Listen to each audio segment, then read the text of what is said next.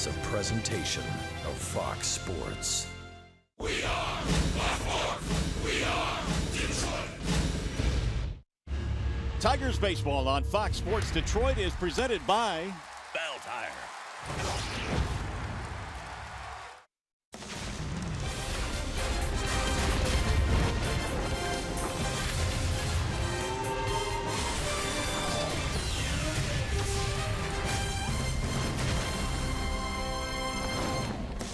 Since the end of April, Victor Martinez has been one of the hottest hitters on the planet. He is batting .453 from April 29th on, second in the American League. Hey, the good news is the rain has cleared out here in Baltimore. Welcome to Oriole Park at Camden Yards. It is Game 3 featuring the Tigers and the Orioles. Hi again, everyone. Welcome to Tigers Baseball. Mario and Pemba, Ron Allen. We are glad you are with us here for Game 3 tonight. And despite everything the Tigers have gone through recently, Ron, it's been a bit of a dry spell, but Victor remains a positive spot.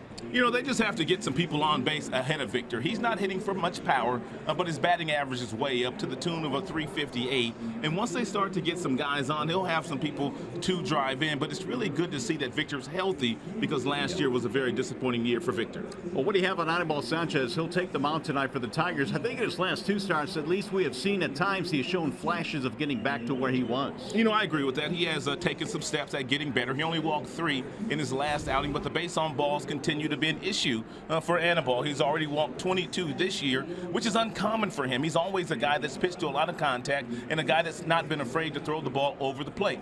Today, he'll have to be at his best. He'll have to use his changeup. He'll have to use his breaking stuff. He'll have to move his fastball around as well against a high-octane offense and a team that is playing some of its best baseball of the year. All right, Adam Jones had the game's only run last night. The home run against Verlander, it turned out to be the difference. I think over the years, Adam Jones has been vastly underrated. There's no doubt about that. For the last 8 years, he has probably been the most consistent center fielder in all of baseball, and that's in both leagues. You take a look at where he ranks since 2008. You see the doubles there, 225. That's second only to Andrew McCutchen of the Pittsburgh Pirates. Every other category for center fielders and outfielders, he is up there among home runs, RBIs, games played. As a matter of fact, in last night's contest, Adam Jones hit his 200th career home run, and this just in. Some of the other guys have been hot all year. Machado, Davis has been pretty good. Trumbo, Adam Jones is starting to heat up too. Dangerous team. All right, by the way, tonight is guaranteed win booth, the win night in the booth, so hopefully that'll be the case here tonight. Tigers take it on the O's. Game 3 in the series. Right now we send you back to the Call Sam Studios. Justin West.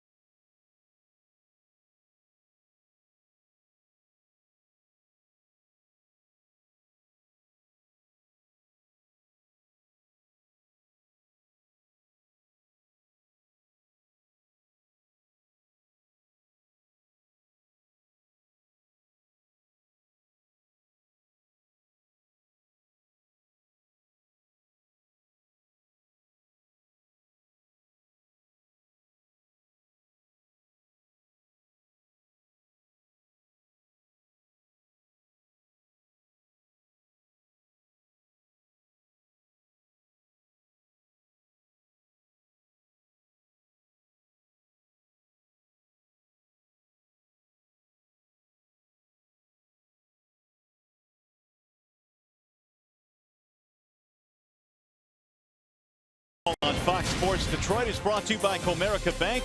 Raise your expectations of what a bank can be when it's time. Come to Comerica. And by Ram Trucks. Come discover great deals during the Ram Drive and Discover event.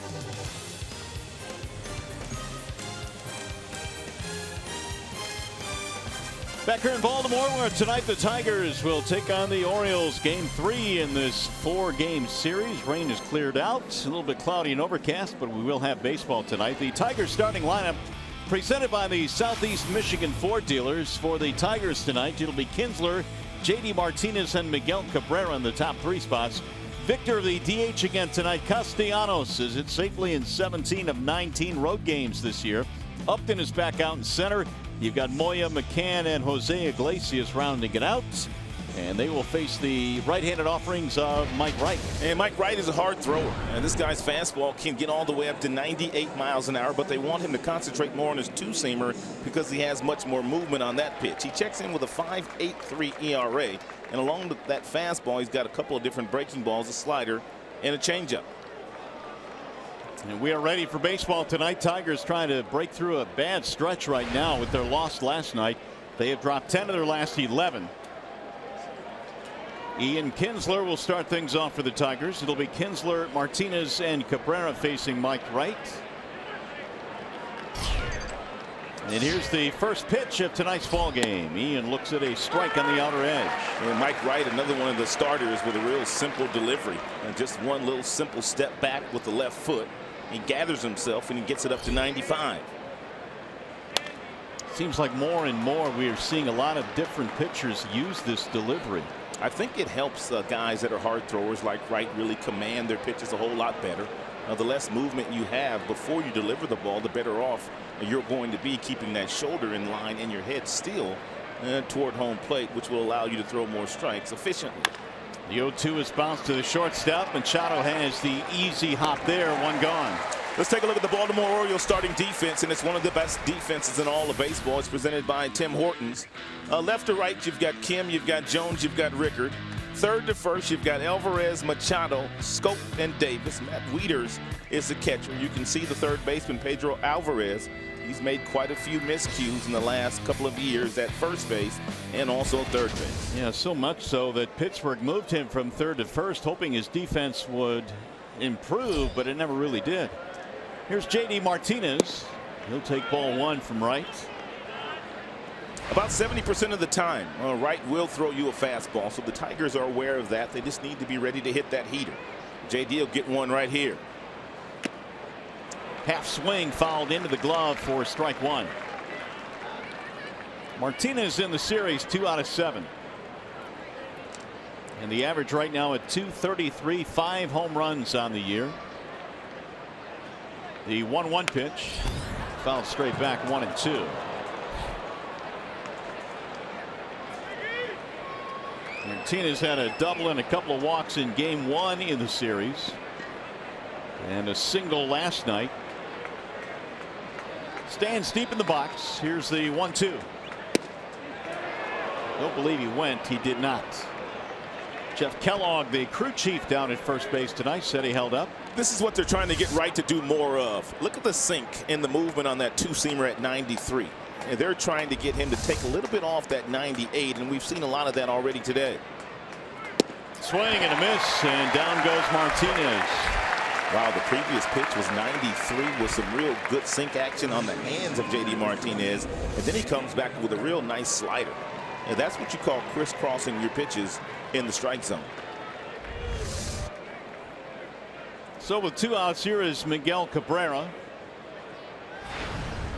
Mickey had the Sox up in the last couple of games. Not so tonight, trying to switch it up a little bit. And he'll take a strike. They're probably running out of things to do down there in that clubhouse, man. You know, you're right. I mean, baseball players are superstitious. They will try different things, but I think they've exhausted all the possibilities. Yesterday, the 0-1 is a ball outside. Yesterday, Brad Ausmus signed the official lineup card in pencil. That's right. And he also hung it upside down. Well, we're getting closer because it was just 1-0. A 1-0 game. Here's Wright's 1-1 pitch. Foul back, 1-2 on Miggy. It's safe to say not a lot of fun down in the clubhouse these days. And before the game, after the game, the guys are going through a very difficult spell. They've only won once in their last 11 games. It's tough. All right, with the 1-2 pitch. Drill down the right field line, slicing, foul. Brad was asked before the game last night, isn't it a rule that you have to write your lineup in pen? And Brad said, I don't care. What are they going to do? What are they going to do? And hopefully tonight's the night. And Brad's taking a different seat today. Yeah. He's on a stool. You don't ever see him sitting down on a stool outside the dugout. Low and away, and the count levels now 2 balls, 2 strikes. So he's switching it up a little bit more. Victor Martinez waiting on deck. Just underway here in Baltimore. Game 3 in the series. And the 2-2. Outside, 3-2. Miggy always seems to get the opposing pitcher's best. Yeah, that was the best fastball of the day so far, thrown by Wright at 97 miles an hour. Mike Wright got to the big leagues last year. He's 26 years old, out of Bennettsville, South Carolina. And he lost in ball 4, so Miguel ends up with a 2-out walk. Wright was outstanding last year in the minor leagues before getting called up. He was 9-1 with a really good ERA, just a shade over 2. Well, they're going to employ the shift now against Victor Martinez. Alvarez has moved to short right field. Machado, as we saw late in the game yesterday, is now in short left field. First time I've ever seen the shortstop on that side of the field in the outfield. Usually the guys on the other side, no problem, but it worked out for Buck Showalter yesterday because Victor hit a ball basically right at Machado. Yeah, that was in the 6th inning when the Tigers had a man on and 2 outs. Here's what Victor does, and this is why they shift him the way that they do. And 32% you can see to the right of second base, 12 down the line, 19 also on that side, but not so much the other way unless you force him into doing so by playing this type of defense against Victor. Here's the 1-0. Hammered high in the air to left field. Ball is hit well. Kim going back to the track in front of the wall to make the catch. Victor hit it well, but not deep enough, and that's all for the Tigers in the first.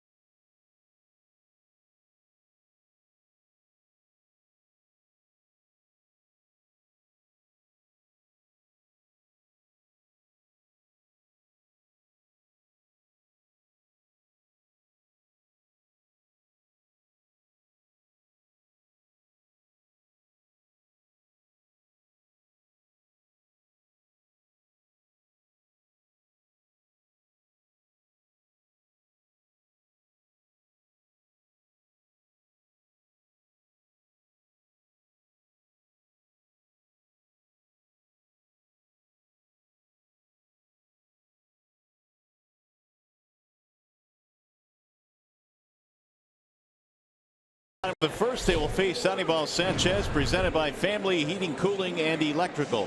Anibal Sanchez is going to have to be on top of his game today against the Baltimore Orioles. They come in 15-5 at home, which is the best record in all of baseball. And in their last 6 games, they've won all of those, and they've just been simply dominant. He needs to be on point tonight. Sanchez goes to work, and it'll be the leadoff man, Joey Rickard, leading it off. And it's a strike on the outer edge. And for the most part, they've been able to contain Rickard in this series, who came in really good numbers at home. Hadn't really done a whole lot. 1 for 7 in the series. A run scored. We'll get back out of play on 2. Sanchez last start against Washington, 4 runs in 6 innings. Only had a couple of strikeouts in that game.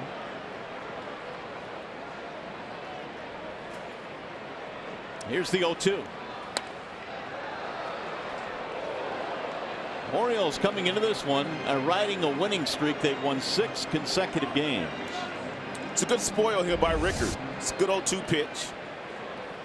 And it's off the plate, but Rickard able to spoil it, not knowing whether it be called a strike by home plate umpire tonight, John Tumpane.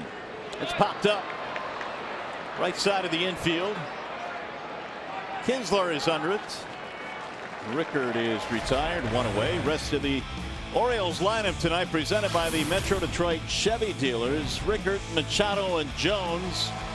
Machado leads the major leagues with 10 home runs against righties this year. Davis, Trumbo, Wieters in the middle. Alvarez at third tonight. Scope and Young-Soo Kim out of left field tonight, batting 9th. Now Manny Machado. 2 hits in the series, 2 for 9 for Machado. He has scored a couple of runs. Slices that one back out of play. Yeah, Manny Machado leads all of Major League Baseball with 94 total bases. Hitting for power, hitting for average. One of the best young players in our sport. Popped up. Third base side. It looks like Castellanos coming in. 2 gone. Let's take a look at the Tigers starting defense. It's presented by Beaumont Health. In the outfield, it's pretty much the way they've lined up the first couple of days. Moya, Upton, Martinez. You've got Kinsler. He's been perfect at second base this year. Has not committed an error. James McCann also doing stellar work behind the dish. He's caught 6 of 10. Here's last night's hero for the Orioles, Adam Jones, who homered in the ball game. It turned out to be the only run of the game. A 1-out solo shot on the first pitch he saw from Verlander in the 6th. Swing and a miss. Jones now has hit safely in 6 consecutive games. That home run that he hit last night, the 200th of his major league career off Justin Verlander, who was outstanding once again last night. Really have to feel for Verlander on a night where the Tigers needed that type of an outing to get them going. He delivered, but the offense could not. Here's the 1-1 pitch. Missed it inside, and the count goes to 2-1. That's what the Tigers really have not done a lot of in the first couple of games of the series. They haven't pitched inside very aggressively. I like that pitch there to Jones. His numbers are very poor on inside fastballs. Bouncing ball to third. That'll go foul. Here's that home run he hit last night. And Jones loves to swing at the first pitch. He got a first pitch fastball from Verlander and hit it into his team's bullpen. Darren O'Day out there tried to catch that ball barehanded and dropped it. Mario, did you know that he catches all the home runs that go out there? He's already caught 4 this year, but he apologized to Jones after the game for dropping his 200th. I did not know that.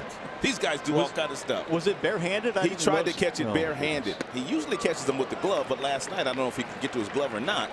But he tried to barehand that one last night. Now, what if he just catches it wrong and sprains a finger? That's what I'm saying. That's just not That's good. what I'm saying. If I'm Bud Showalter, I'm saying, you know, just sit down there. Yeah, I'm hot. Here's the 3-2. Inside, ball 4. Here's one more look at it. Darren O'Day didn't have time to get the glove, went over and just dropped it. Well, if Darren O'Day ever goes on the disabled list with a broken finger for catching a home run ball after signing a 4-year contract, that's not going to go over well. That's right. Here's Chris Davis. Davis at 254, 3 for 6 in the series. Power hitting first baseman. Fouled straight back 0-1. Davis also played some outfield last year. He, of course, was on the free agent market Last offseason, the Orioles signed him to a huge 7-year deal.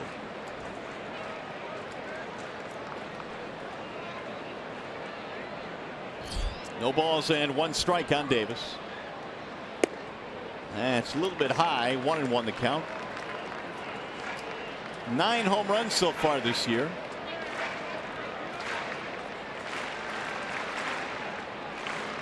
Now the Tigers are shifting.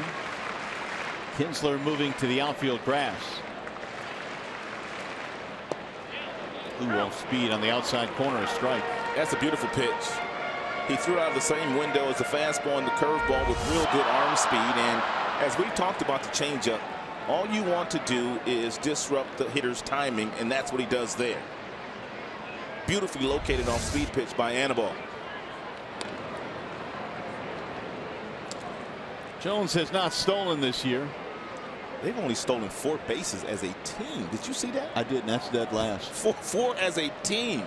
I thought we were a team that didn't run a lot. I think the Tigers have 9 this year, and they don't run at all. The Orioles run even less.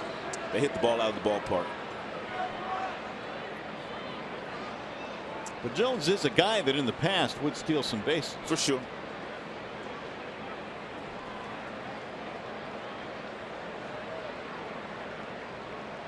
Sanchez ready with the 1-2. Ooh, got him, strike 3. Davis thought it was high. Not so, says John Tumpane. No runs, a walk, 1 left.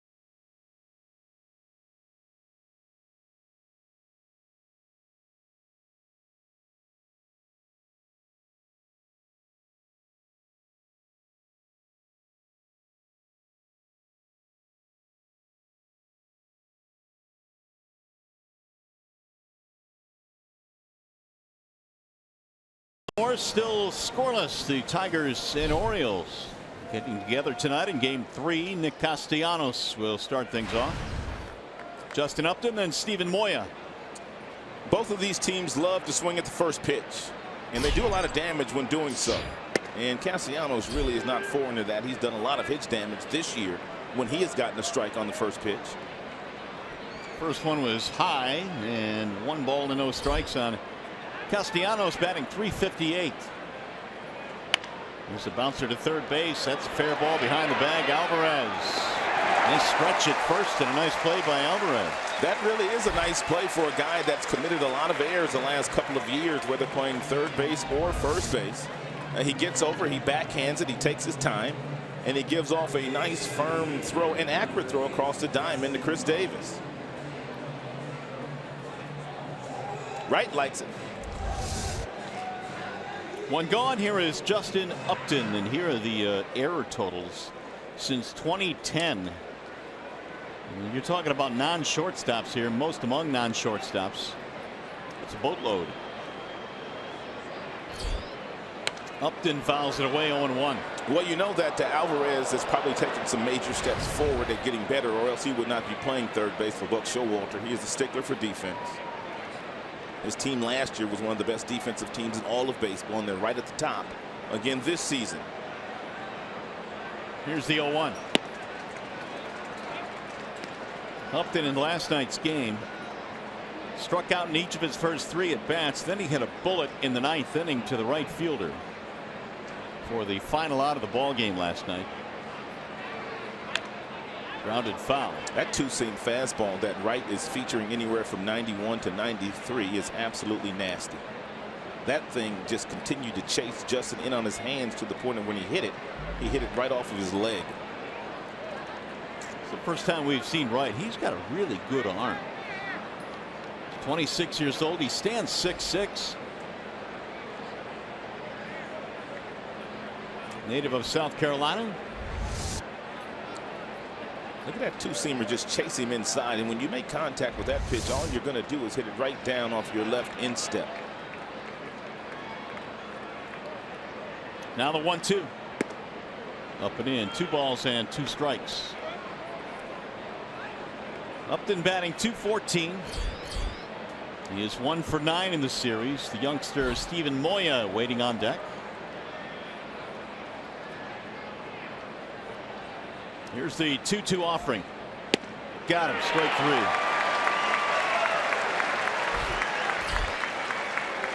2 gone.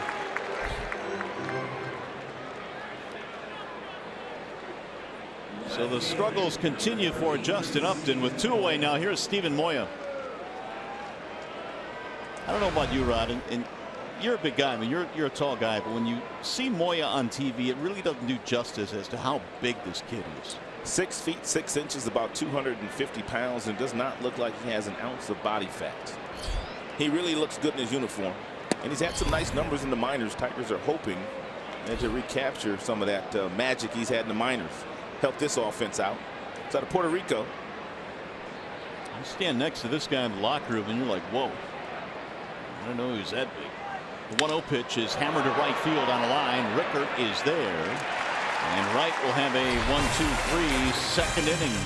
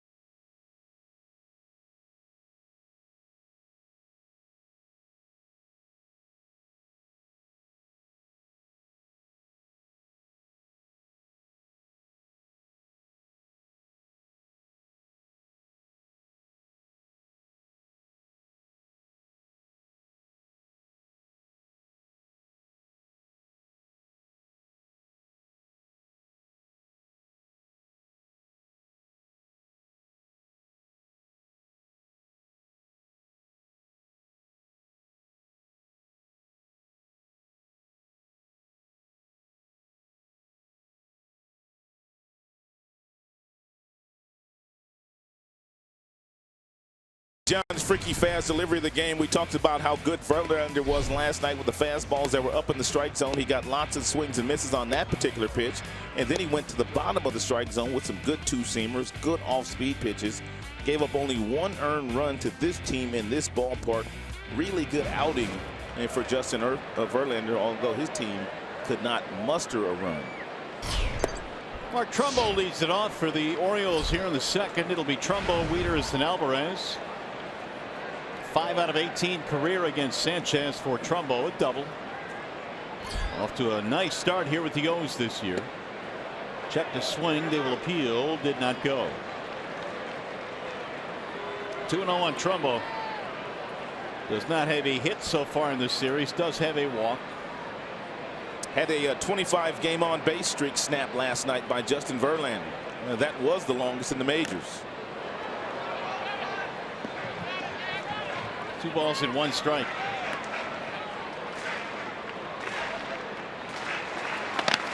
"25 consecutive games reaching base, coming to a screeching halt at the hands of Verlander last evening. In his days with the Angels, his home runs went a long way. Here's a ball low, 3-1. Trumbo has had a chance to play with what many people believe is the best player in the game, and that would be Mike Trout in LA, now playing with Manny Machado, who's getting rave reviews. He would not compare the two, but he simply says it has been a treat to play with 2 guys that have the skill set of both of those gentlemen, as you could imagine. Full count, 3-2. They used to call us home runs out with the Angels Trum Bombs. Yeah, I think they've adopted that name here too. Seen a couple of Trum Bomb signs. Here's the 3-2. Pulled foul.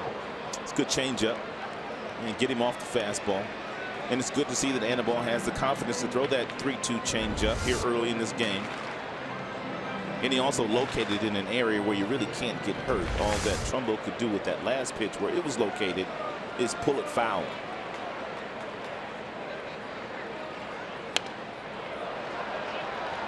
Here are the field conditions tonight, presented by Ace Hardware and the Scotts Company. 61 at game time. Supposed to get cooler than that as the night goes on. Partly cloudy. It was raining here when we got to the ballpark around 4 o'clock. It started raining pretty good for a couple of hours. And the grass is long and slow. Got him. Strike 3. Trumbo is called out of there. 1 gone. 2 strikeouts now for Sanchez. It's a well located 90-mile-per-hour fastball on the black. You really cannot make a better pitch than Anibal just made right there.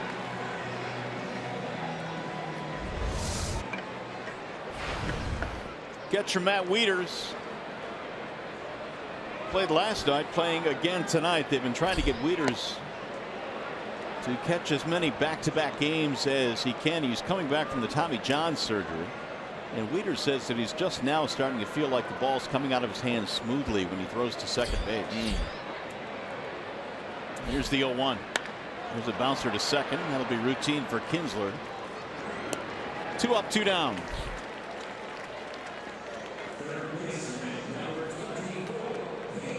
And now Pedro Alvarez.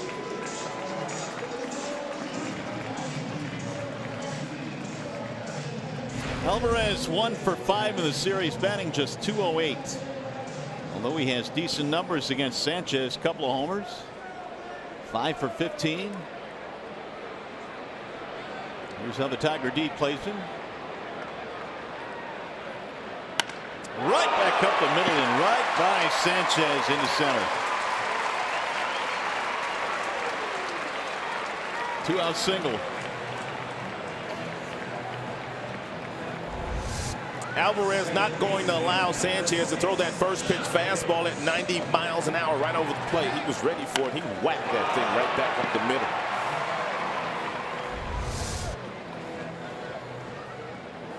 First hit of the ball game for the Orioles. And we got Jonathan Scope.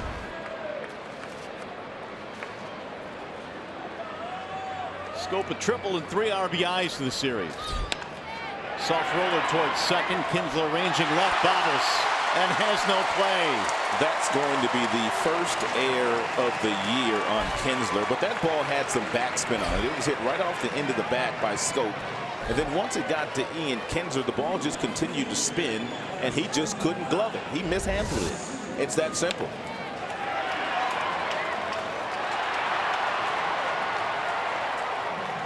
This is a sight you don't see very often.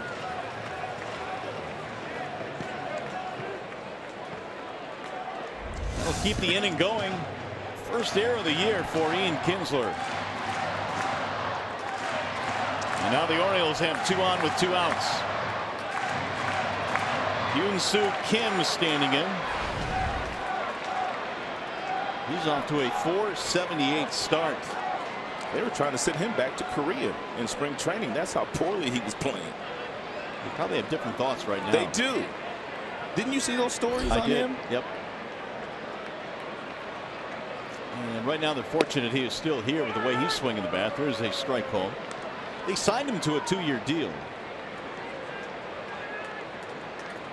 The first Korean-born player in Orioles history. Well, it makes you wonder what kind of pitchers Buck Showalter believes that Kim can do the most damage against, because the Tigers have started right-handers in the first 2 games of the series, and he hasn't gotten off the bench, but he gets off the bench tonight against Sanchez. He is playing in left field this evening. A lot of home runs in Korea. Has not hit one here yet.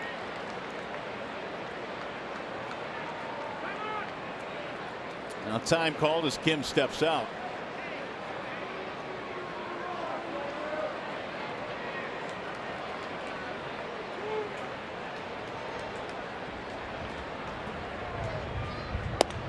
Sanchez missing low and away. 2 balls and 1 strike.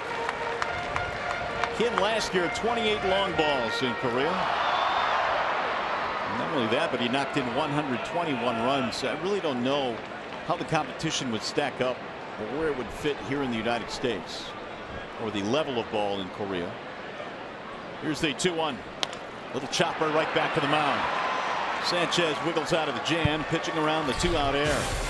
No runs, 2 left.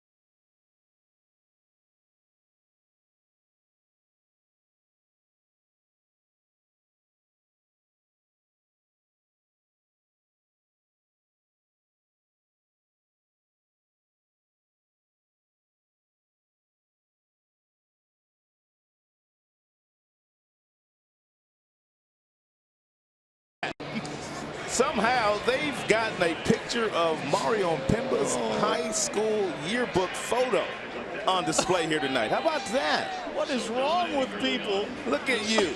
Look at all that flowing hair. You know, I was dashing back in high school. Oh yeah, sharp young man. As a matter of fact, I saw those fans at the hotel today. Is that right? And I was getting on the elevator, and the guy ran to his room and came back with that same little picture right there and showed it to me. Man. So you knew what was going on there. I didn't know they were going to bring it to the ballpark, though. But I saw that already today. Oh, gee, let's go back to it, please. Look at you. One of those is a junior and senior photo? Well, I think, well, the one on the left is my senior photo. The one on the right, I have no idea. I see you, Mario. Jeez Louise. All right, let's move on. You was a player back then, weren't you? Yeah, I was. Huh? I had no friends in high school. Look at Mario. 2-1 on James McCann, who starts it off. Then Iglesias and Kinsler. We've got to find a high school photo of Mr. Rod Allen next. I'd be real interested. I'll pay money. That little mini fro. 2-2. McCann now is 1 for 12 on the road trip.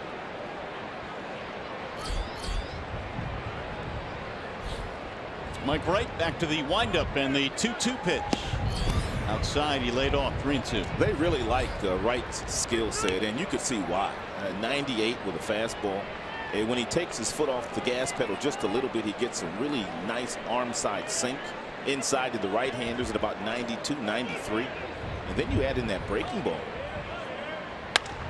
Sliced over the head of the first baseman Davis. And McCann gets himself a leadoff single. Hey, by the way, if the Tigers combine for 3 or more home runs in this game, bring a copy of the box score to a participating Arby's location tomorrow and get a free small order of curly fries. It's a nice job here by McCann, working the count to 3-2, and then finally hitting one right off the end of the bat on an elevated fastball for a solid single to right field. So the Tigers have their first hits of the evening. Here's Iglesias. 2 for 7 in the series. He has scored a run.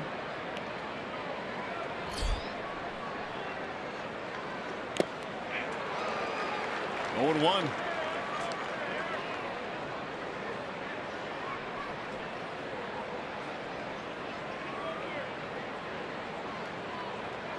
Iglesias has hit safely in his last 3. Stands close to the plate. And drives this one foul to left field. 0-2 the count. Top of the order, Ian Kinsler will be next. The wind is starting to pick up now, and the temperature is dropping. Tomorrow here in Baltimore, it's supposed to be a very cool afternoon for the series finale. Here's the 0-2. 1 ball and 2 strikes.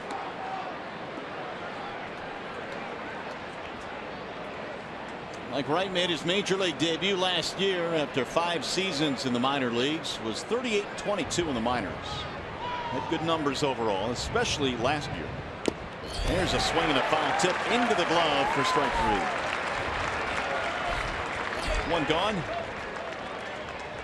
First inning advantage brings us the pitcher batter matchup. We want to look at Ian Kinsler. He has reached base safely in 12 of his last 13 in this ballpark against Baltimore pitching. Outstanding batting average, doing so. .426 with an OPS over 1,000.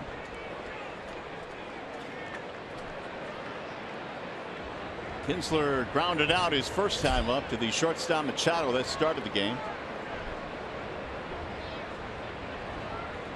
First one is ripped just foul to third base. I like the fact that the Tigers are trying to jump on the first pitch fastballs that Wright is throwing. Now, you don't want to let this guy get ahead of you. His secondary pitches are good enough to where he can put you away. The Tigers were shut out in this ballpark last night for the first time in 12 years. You got to go all the way back to 2004. The last time the Tigers were shut out in a game in this yard. Do we know who pitched that game for the Orioles? Don't know. Here's the 0-1. In there, strike called. Kinsler does not agree with John Tumping. But chances are we did that game. Maybe, because back in the day we weren't doing every game. Well, that's true. 2004. Yeah, but it was really hard as that game was going on last night. I was trying to figure out the last time we had seen such a low-scoring game in this yard. Missed it high as Kinsler would not chase. 1-2 the count. I'm being told that Rodrigo Lopez started that game. Rodrigo Lopez. Where is Rodrigo Lopez these days? He took it to the house. Mike Maroth was the starter for the Tigers that day. It's back out of play. 1-2 the count stays on Kinsler. JD Martinez lurking on deck. Tigers have a man on and a man out. Tigers are seeing a really good young pitcher here tonight in Mike Wright. They're going to see another one tomorrow in Kevin Gausman. Another hard thrower that throws about 97, 98 miles an hour.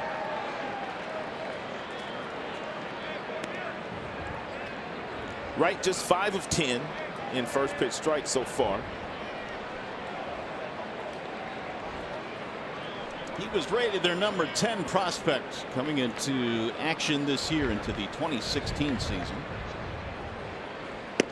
Kinsler was fooled, takes high. That one missed. 3-2. Wright's begging now.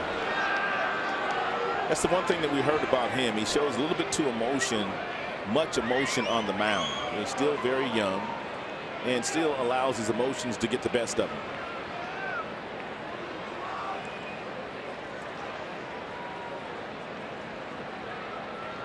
Full count. McCann, the runner at first. Runner goes, and it's fouled away.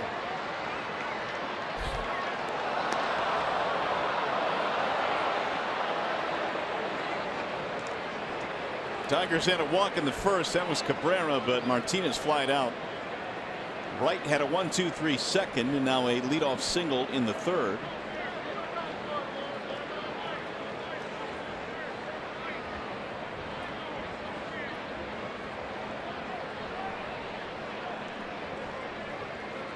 Again, the runner goes, and a ball inside, and that'll put two aboard. Single and a walk in this inning. Hey, this Tuesday, the Tigers battle the Minnesota Twins at 7:10 p.m. The first 10,000 fans receive a free Ian Kinsler bobblehead. If you'd like tickets, visit tigers.com or call 866-66-TIGER and get an Ian Kinsler bobblehead. All right, time for J.D. Martinez to do some damage here. Wright has just walked his second.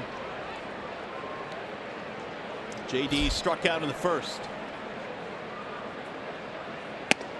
And he takes ball one high.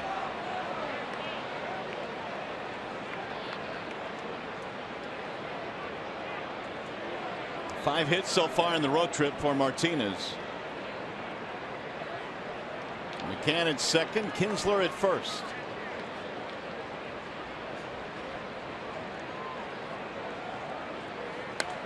Fouled away.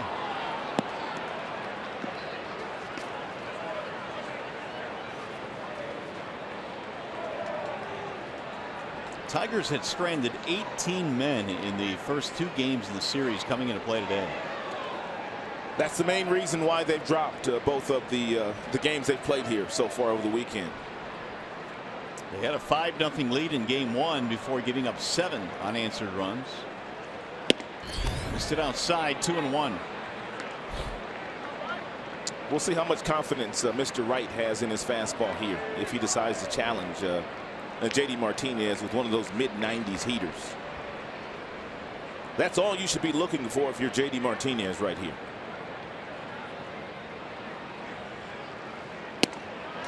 On the inside, but missed, and the count goes to 3-1. He decided to throw J.D. a breaking ball, and J.D. did exactly what you're taught to do. Don't swing at it, even though he missed with it. Cabrera on deck. Wright's out there talking to himself. Well, he clearly has been a little bit upset with a couple of the calls by the home plate umpire. Here's a 3-1. And he walked in ball 4. That loads the bases.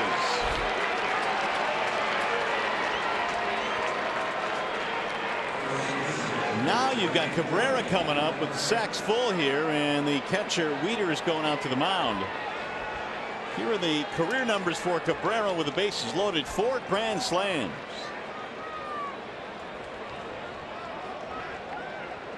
This season, though, he is 0 for 4 with 2 strikeouts with the bases loaded. Wright walked 2 in his last outing against the Oakland Athletics. He took the loss in that game, and he lasted just 5 innings, giving up 10 hits 5 days ago. He's already walked a couple here today. Actually, he's walked 3. Back-to-back walks here of Kinsler and Martinez. Cabrera had the other walk in the first. Every pitch to Miguel his first time up was away from him. First one is low and in.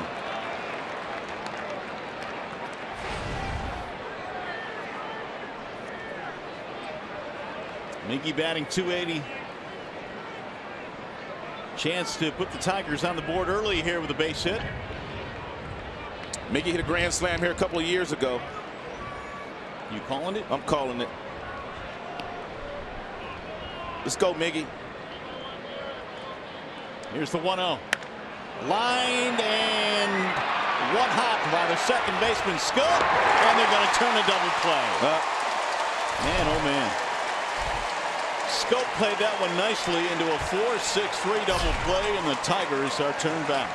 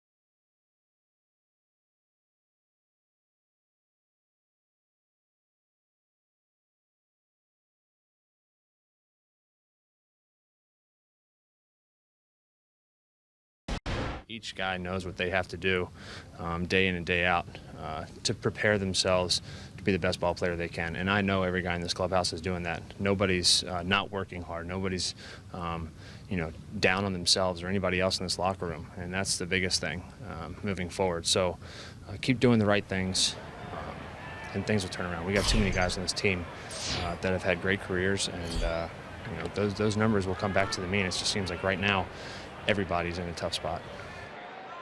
Justin Verlander, after last night's start, and his thoughts on the mood of the team right now, but that last double play ball by Miggy, just kind of a microcosm of the way the season has gone. Tigers are 5 for 32 this year, and with the bases loaded, and that batting average is under 200. And if there was ever a guy with the bases loaded that you would think would drive the ball, it would be Miggy, but that's just the way things are going right now for this team, as Justin Verlander just alluded to. Everybody's in a tough spot right now. So in the meantime, Sanchez goes back to the hill. He falls behind Joey Rickard, who leads it off. 2 balls and 1 strike. That catches the outside corner. A little swing back action there, and the count is 2-2. Rickard popped up his first time. He's followed by Machado and Jones. Here's the 2-2 to right field. Straight at Martinez, 1 gone. Here's Machado.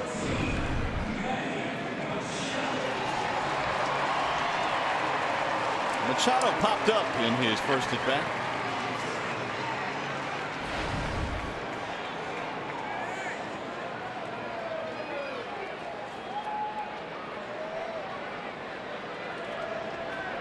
.348 batting average for Machado.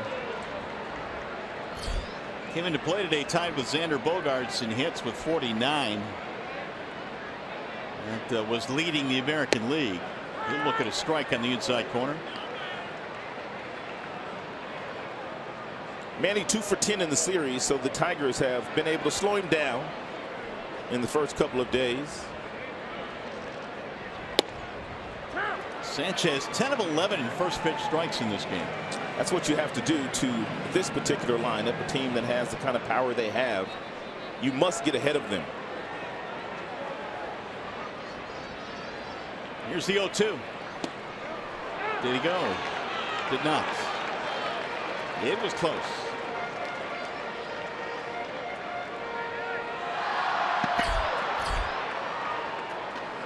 There's a breakdown on Anibal after 27 strikes. And he got him, strike 3. Machado caught looking. 2 gone now. Time for a game break with Justin White.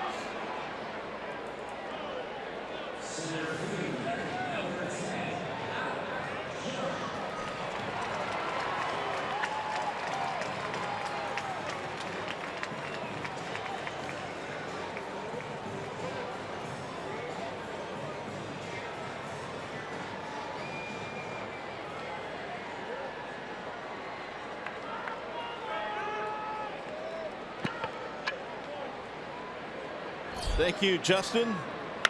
Here's a pop-up off the bat of Adam Jones, shallow right field. And Kinsler drifting to make the play. Sanchez a 1-2-3 third, which means we go to the 4th here in Baltimore.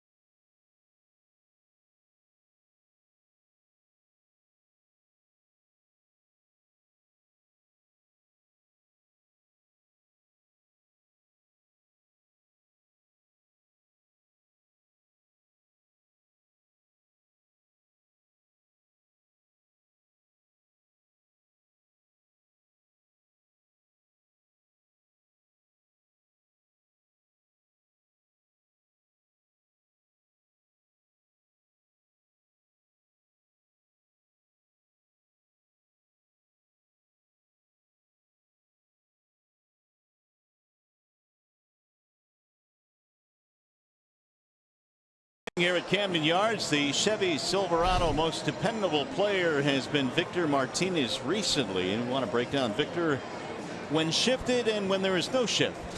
It doesn't really matter. No, it doesn't. Both of those numbers are very healthy. And right now, a different shift employed by Buck Showalter. They have 2 infielders on the left side of the infield, even though Manny Machado, the shortstop, and the second baseman, Scope, are in the outfield.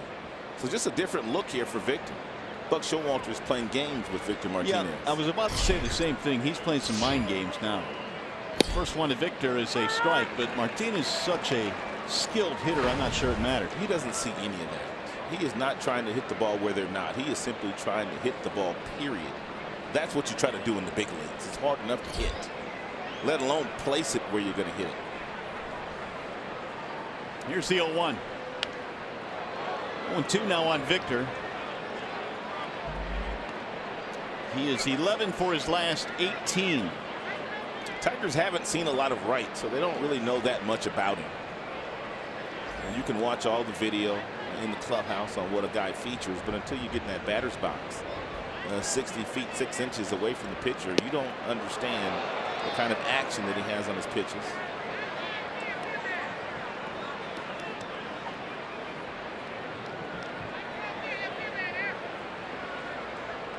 Right, was the Orioles minor league pitcher of the year in 2013. Won 11 ball games that year between AA and AAA. Really solid minor league numbers. And he'll get back out of play. Hey, stay tuned to Tigers Live. Following the game, we select the Fox Sports Detroit Tigers player of the game, presented by McDonald's. Stop by for your breakfast favorites, now being served all day. 1-2 on Martinez. Another foul back out of play. Victor, one of the toughest to strike out in the game. It has been that way for Victor the last number of years. Usually 2 strikes don't bother him. Here's his numbers when he's behind in the count, as he is right now. His batting average is over 400. Swing and a miss. Ball was up the letters. He swung right through it. Left the strike zone. Let's check in now with Trevor Thompson. Mario, maybe you've noticed, I certainly have by now, both teams wearing that play ball patch on the uniforms. That's all part of Major League Baseball's inaugural play ball weekend, designed to get more kids involved in the game of baseball. Not only do the guys have those patches, but they also had custom shirts they wore in batting practice. And across the majors, there will be other events such as parades and cap exchanges and giveaways, all designed to get more kids involved in the game, whether it's hardball, softball, t-ball, sandlot ball. They want more kids playing the game again, so hence the play ball weekend across the majors this weekend. Back up to you guys. Pretty cool, Trev. Thanks. I think, Rod, anything you can do to get more youngsters involved in this great game is certainly a good thing. There's no doubt about that. And Major League Baseball is doing all that it can to just make sure that you introduce kids to the game at a very early age, because that's where it all starts in T-ball and Little League, when the kids fall in love with baseball. And it also helps that the parents like the game of baseball. Castellanos, the batter, he checks his swing low. That's why we were so blessed to grow up when we grew up, because we didn't have a lot of the things that kids now have. You know, all the devices and PS4s and all that stuff. All we had to do was go outside and play some wiffle ball or some over the line or some baseball. Here's the 1-1. Fouled away. And notice you called it the PS4, so you're no longer calling it PlayStation. Yeah. Here's a youngster, a Tigers fan here in Baltimore, enjoying the game tonight. There were so many games we would just concoct on the street, you know, for baseball. Just go out and have some fun. Here's the windup now in the 1-2. Over the line was kind of a game where you kind of like drew some imaginary lines, and when you were hitting, if you hit it over that one line, you get a certain amount of points. If you hit it over the next line, you get a certain amount of points. So you just would keep scoring, just have fun. We would call that 500. Oh, that's what you guys call it? And whoever got to 500 first would win. Yeah. Wiffle ball, all that stuff was fun. Again, the 1-2. Level the count on Castellanos, who bounced out 5-3 in his first at bat. Tigers had their best shot against Wright in the third. Bases loaded, 1 out. And Mickey hit a soft line drive that dropped right in front of Scope, who turned a 4-6-3 double play. Really the only good scoring opportunity for either team. Checked it, and he went. Strike 3 call. That's 5 strikeouts now for Wright. The one thing that Matt Wieters has done with the youngster Wright, he has forced him into throwing all 4 of his pitches. That's what we were told that he would do today. He would allow Wieters to lead him, because a lot of times Wright gets fastball happy, and against good fastball hitting teams, he's gotten himself into some trouble. Justin Upton struck out looking in the second. He is 0 for 1.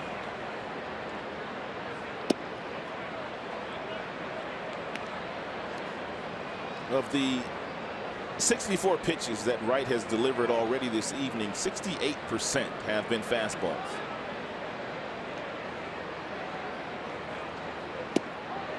Strike called on Upton, 1-1. He's really starting to incorporate that really slow breaking ball to go along with that mid-90s heater.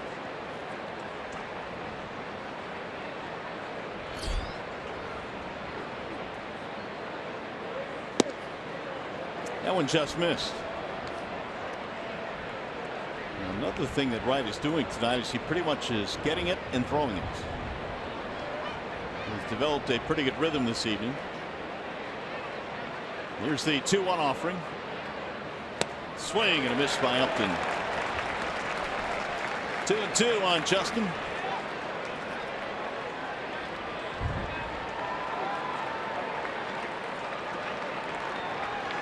Two out, nobody on. Couple of strikeouts for Mike Wright. Here's the 2-2 outside. 3-2 on Upton.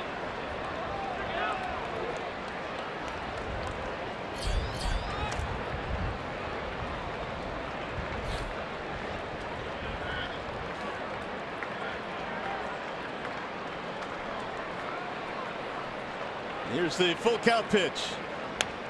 Just got a piece of it to stay alive.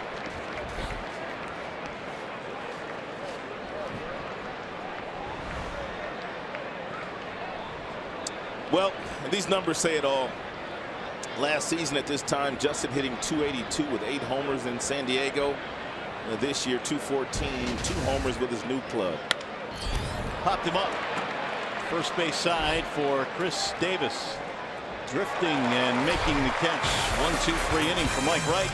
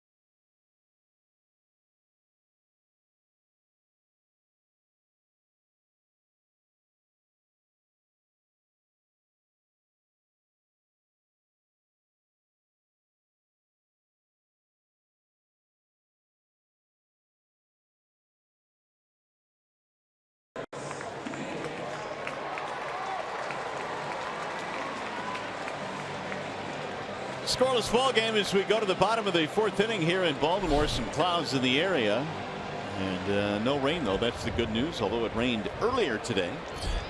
Temperature's a little bit cool here tonight, a little bit of wind as well. Chris Davis will start things off, then Mark Trumbo and Matt Wieters. First one is hammered to right, base hit. Leadoff single for Davis. Time now for T-Mobile's greater coverage of baseball. I want to check in on the minor leagues for the Tigers, and there are some guys doing some pretty good stuff. And Matt Boyd down at AAA is really pitching well. Dean Green also doing a nice job. He had 9 homers, 38 driven in. Christian Stewart is the young man the Tigers got for losing Max Scherzer as a free agent. Joe Jimenez will be here before you know it. Jimenez, we saw him in spring training. He's a big kid. He throws hard. Upper 90s. And he's not afraid either. They're just waiting for him to gain a little bit more experience. Trumbo struck out in the 2nd. Sanchez has just surrendered his 2nd hit of the night. Both singles.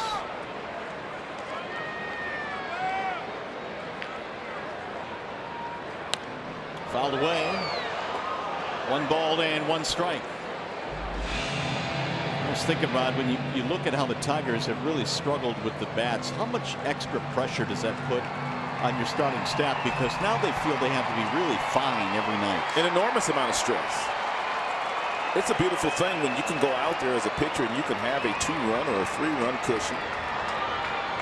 But in the last 11 days, the Tigers really have had no margin for error. So every pitch has been, they've had to put a lot into it. So you're absolutely right. Well, the one day they did have a little bit of a margin was game 1 in the series. They jumped out to a 5-0 lead through 6 innings, and all of a sudden the Orioles came charging back. Yeah, 7 unanswered runs put on the board for the Orioles that day on Thursday night here without even hitting a home run. Mike Pelfrey started that game for the Tigers. That ball is drilled to left field. It is hooking and it is foul. I was talking to Mark Trumbo yesterday, and I read something about he's kind of tailored his swing to some analytical literature he has read. And I asked him to explain it to me in a nutshell, and you know what he told me? He said, the bottom line is, Rod, I try to hit the ball in the air every single swing, and I try to hit it as hard as I can. Is that normal? I've never heard it explained that way, and that's exactly what he said.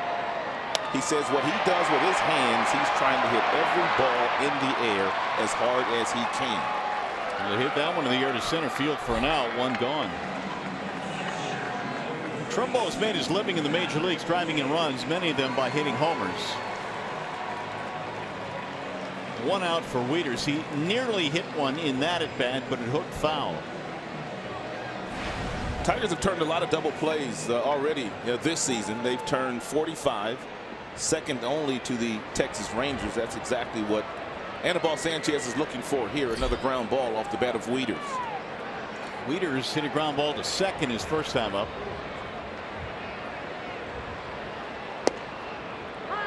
Right at the knees, 0-1.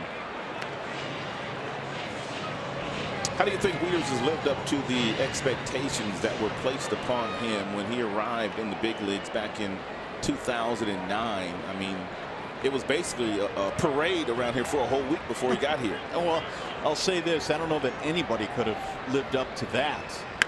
There's a chopper hit to third base. Castellanos to second. There's one, and there's your double play. That would be 46 twin killings now. Tigers defense has turned. 5-4-3 gets Sanchez out of the fourth.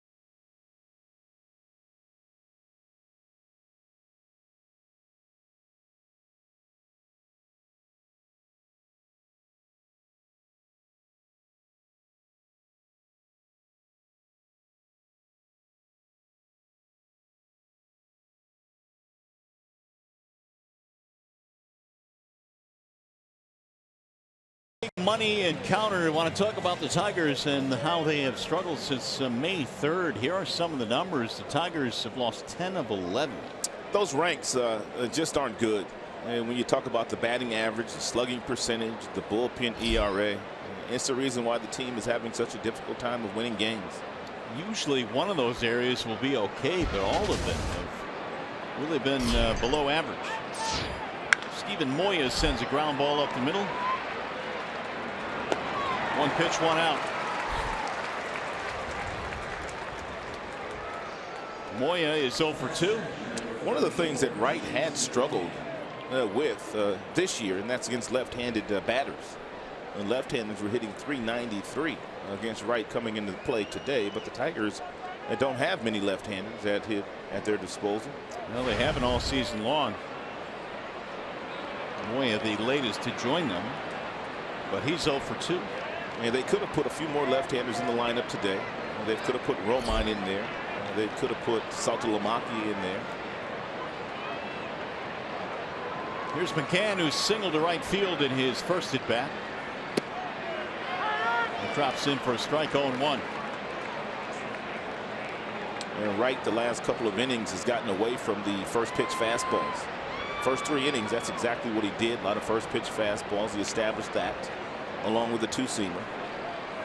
But the last couple of innings, he's thrown a lot of breaking balls, back-to-back breaking balls there to McCann.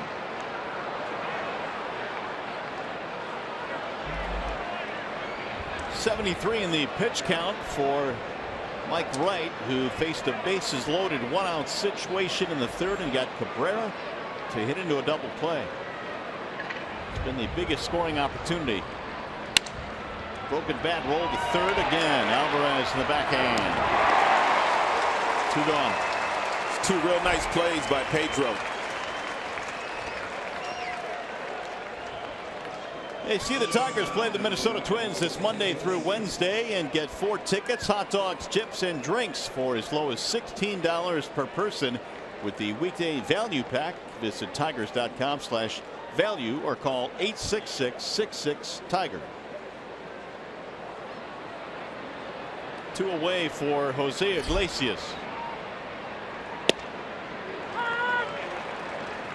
Bobby Dickerson works with the infielders here in Baltimore, and apparently he's done some nice work with Alvarez. Here's the 0-1. When he was in Pittsburgh, what, 2 years ago at third base, he couldn't catch a cold. Well, that's probably the only thing he could catch. 79 errors in a 3-year span at third base. Yeah. That was just at third. Little shallow pop up to right. Rickard is there, and Mike Wright gets him 1, 2, 3 in the 5th. Nothing doing for the Tigers. Tigers baseball tonight presented by Bell Tire.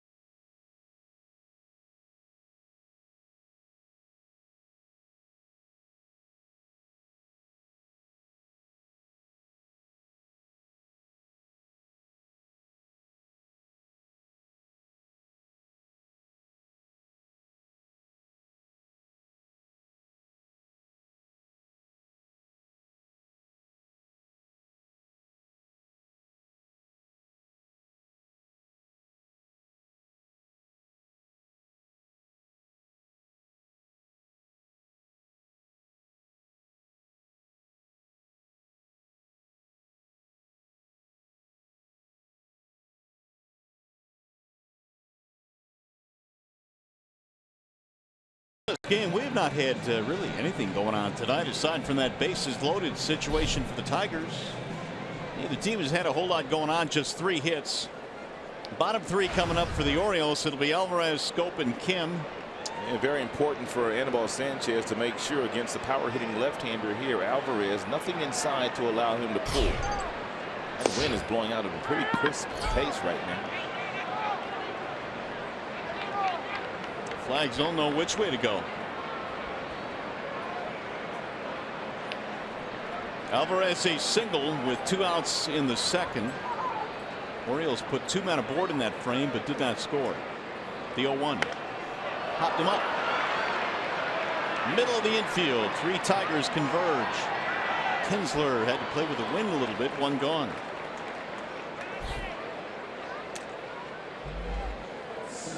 In the grand scheme of things, when a ball is hit in the infield, the shortstop is the captain. He can take anything that he wants. And then it goes to the second baseman, the third baseman, and then Miguel Cabrera. But Mickey always throws his hands up like he's going to catch everything, and he gets called off every single time. He wants to be part of every single play. Surprised he didn't call himself off of fly balls to the outfield, too. He loves to be involved. First one is right down the middle, and where was it? Ball 1 to Jonathan Schoop. Reaching base on an error in the second. Whistle to left. Foul. Just a reminder, as you enjoy a cold one, to look forward to Miller Time later in tonight's game, brought to you by Miller Lite. Sanchez's pitch count, really good shape. Just 54 right now here in the 5th.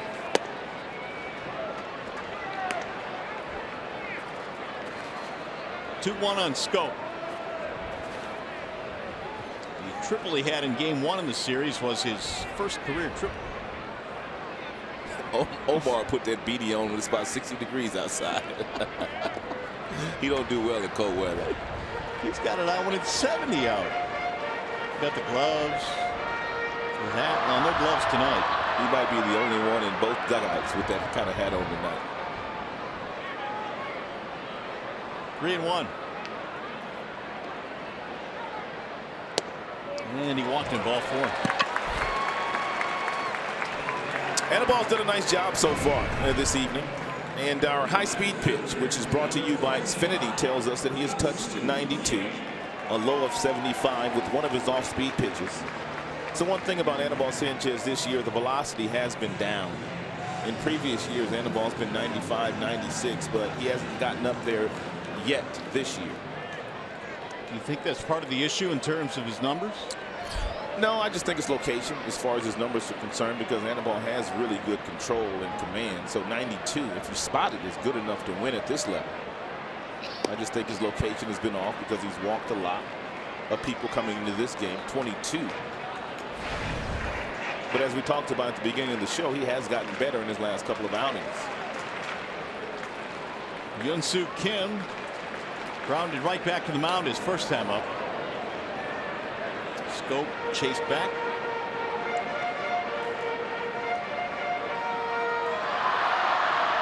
No score, 5th inning. Orioles have won 6 straight, including the first 2 in this series.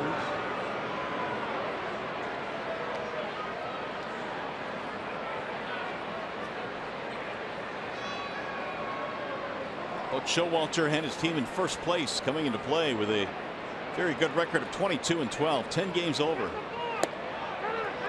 That's a balk now called on Sanchez. No pitch, and that'll move Schoop to second base.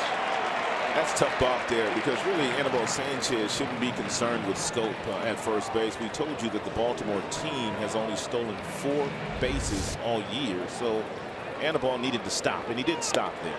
That was called immediately by home plate umpire John Tumpain. When your hands come set, you have to pause for a moment before you deliver the ball home. Anibal didn't pause. Now Kim trying to drive in a run.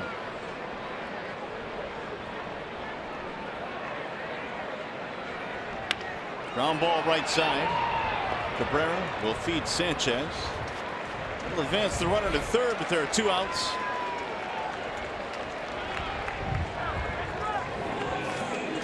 And it brings up Joey Rickard.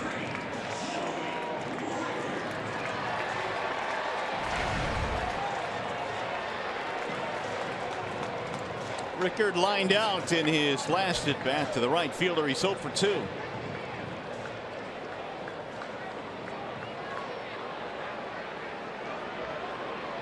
About as straight up as it gets defensively. Right. Castellanos maybe a step toward the line. Fouled away 0-1. Overall, the Tigers do not shift as much as a lot of the teams in the big leagues. And the Tigers are probably right in the middle of the pack as far as shifts that they employ on the opposing teams.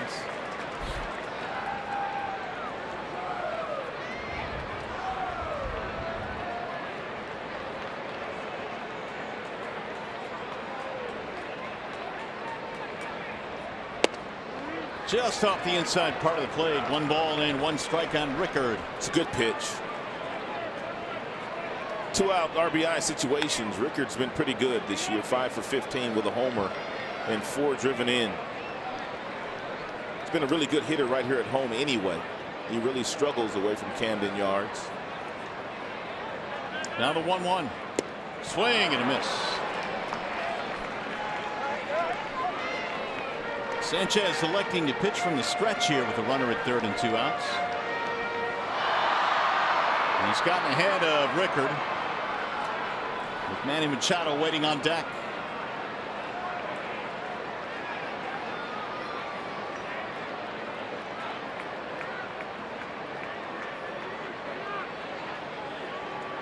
McCann really wanted the fastball at the beginning of the pitch sequence. He wanted it in, he wanted it away.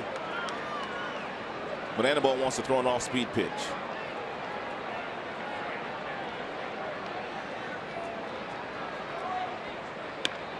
Little pop-up. 3rd base side, Castellanos hauls it in. And the threat is over. We're through 5 here at Camden Yards. No score.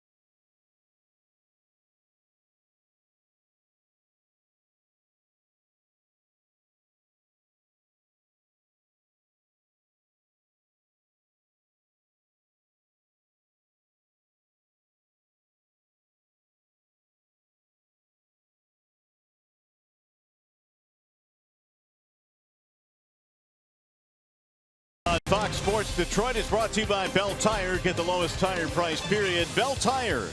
And by Chevrolet, more than you expect for less than you imagine. Nighttime settling in now here in Baltimore, where it's still scoreless. Sanchez and Wright hooked up in a pitching duel tonight, much like last night when Verlander and Tillman were going at it. Ian Kinsler, the top of the lineup, coming up here in the 6th inning. Kinsler is 0 for 1. He has a walk to his credit tonight. First pitch is in the air toward right field. It's playable for Rickard. A lot of first pitch outs. 1 gone. J.D. Martinez will step in.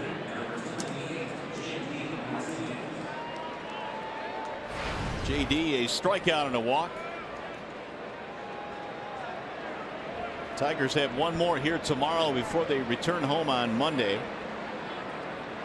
The Twins will be coming to Comerica. There's a strike 0-1. Seems like the Tigers have been on the road forever. They just had that 3-game stop at home before going to Washington and then finishing up here in Baltimore with the game tomorrow. Yeah, which has made it feel like a 2-week road trip. 1-1.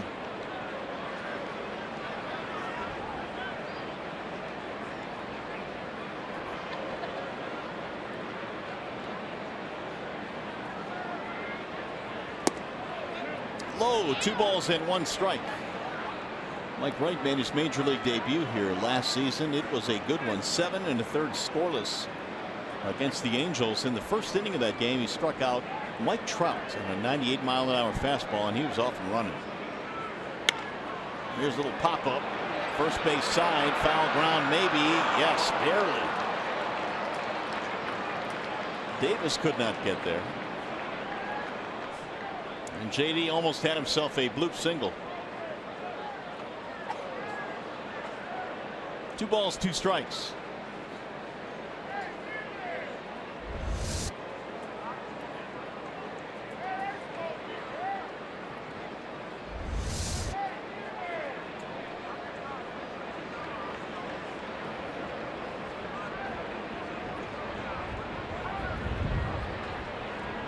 Tigers, we mentioned this last night, have had their struggles out of the 2 spot in the lineup, which has really limited the RBI chances for Cabrera and Victor Martinez. Here's the 2-2 offering. Ooh, that one hit him right in the hand. And things have just gotten a little worse.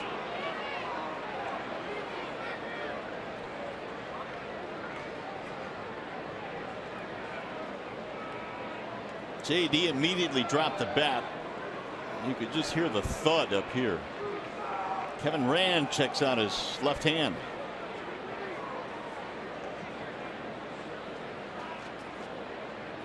JD is in a tremendous amount of pain. 2-seam fastball ran up and in on JD and hit him right off the left wrist. And as soon as it hit him, you can tell.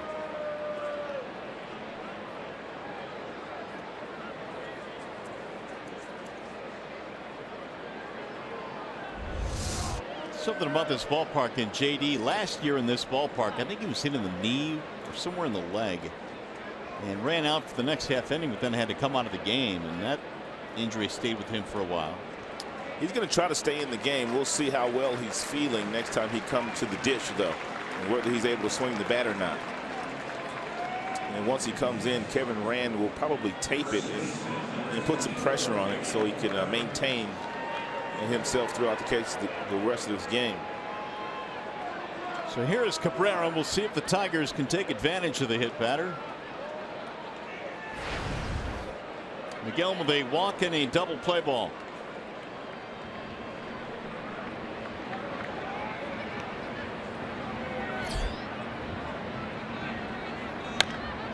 Driven foul down the right field line. Miguel has gotten some base hits in the month of May.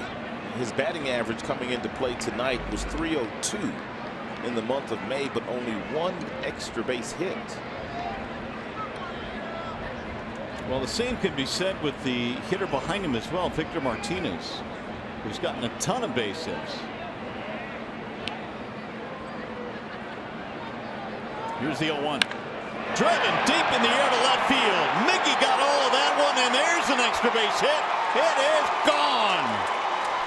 A 2-run shot for Miguel Cabrera, and the Tigers lead 2-0. Miggy was angry after his last at-bat when he got jammed with the bases loaded and hit into a double play. He was not going to allow Wright to jam him again. That is one of the furthest balls we've seen Miggy hit in that direction in a while.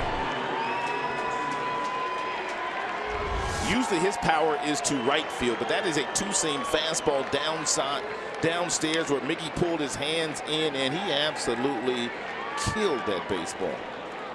That thing went up over the bullpens, Mario. The top of the Tiger bullpen. Impressive power display there. That's about 450, 460. So Miguel Cabrera hits his 5th of the season. It puts the Tigers on top, and they needed that. It had been a while for Cabrera. There's a strike called on Victor Martinez. April 29th, the last homer for Miggy.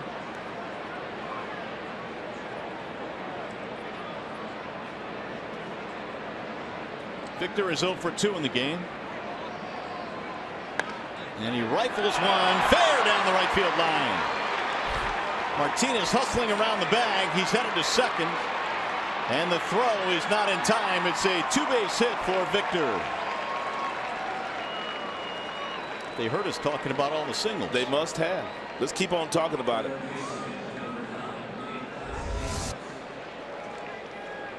That's a little cement mixer up there for Victor Martinez, a breaking ball that he got out in front of and drove it right past the first baseman Davis. And Victor really had to hustle to get a double.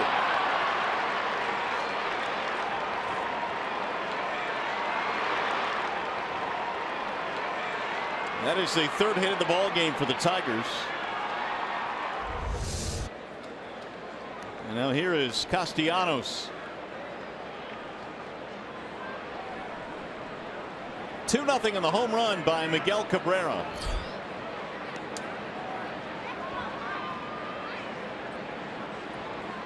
Castellanos takes ball 1.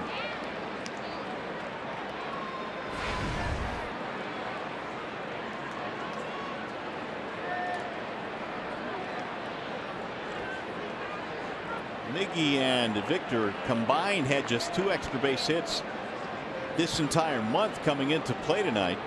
Now they've just gone back to back with extra base hits. Hopefully that is a good sign to come for the big guys. Because make no mistake about it, if they don't hit, there's not going to be a lot of wins. Well, the hit batter J.D. Martinez turns out to be big in this inning. Here's the 1-1. Castellanos hammers it foul out of play, 1-2.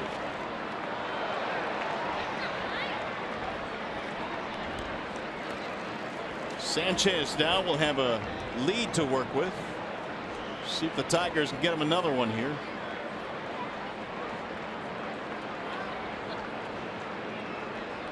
Aniball's done a nice job. He has given up just 2 Orioles hits in this game.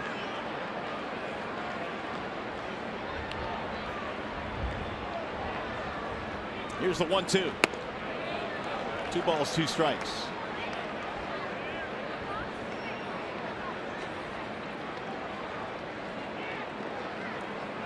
Wright had retired 8 straight prior to the hit batter and then the homer. The right-hander Givens is warming in their bullpen.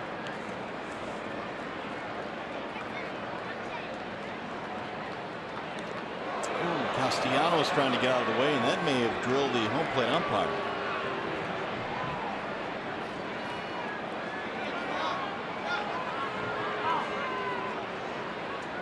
Three and 2.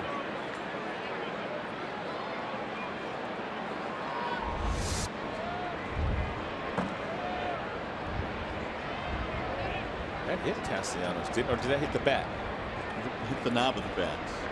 Yeah, then it changed directions.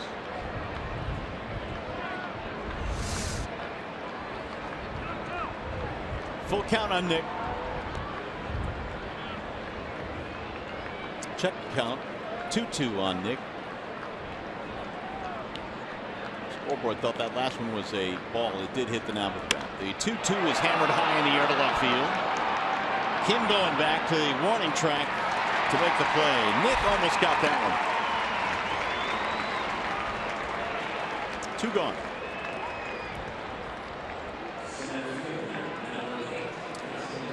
We'll bring up Justin Upton.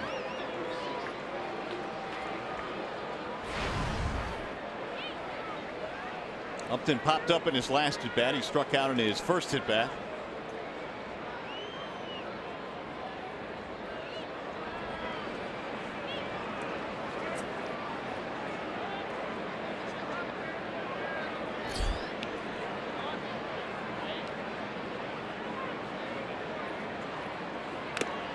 Off the mask, going 1. Ooh, look at the hit speed on that home run. 111. Oh man, and you're right, man. 462. That's big boy territory.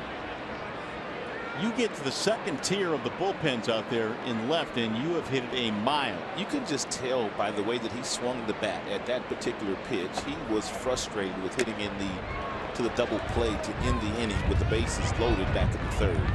He was not going to get jammed again. That much was for certain.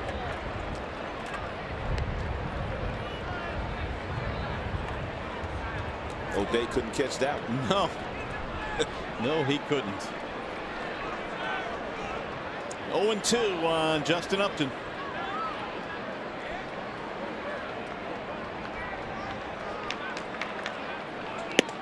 Outside, 1 ball, 2 strikes.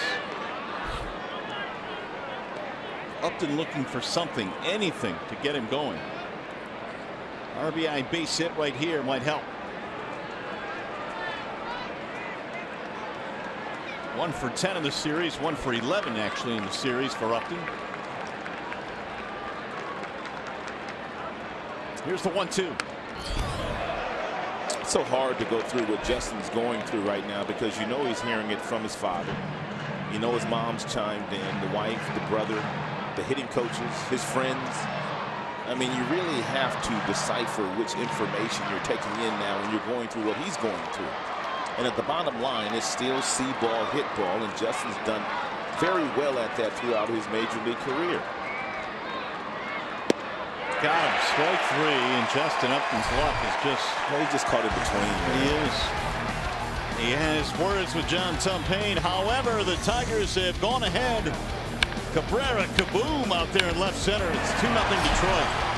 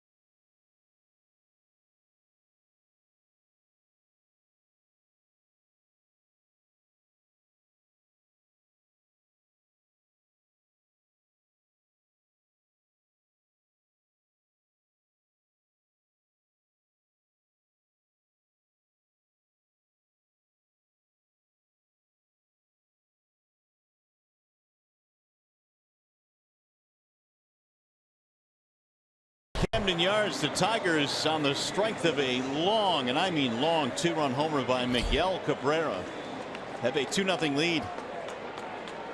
By the way, the Tigers had not scored in 17 innings prior to Cabrera's 2-run shot. So they have a lead now as Manny Machado leads it off for the Orioles. Machado, Jones, and Davis 2, 3, and 4 against Sanchez. Swing and a miss, 0-1. Ball has got him twice. Machado will pop up in a strikeout.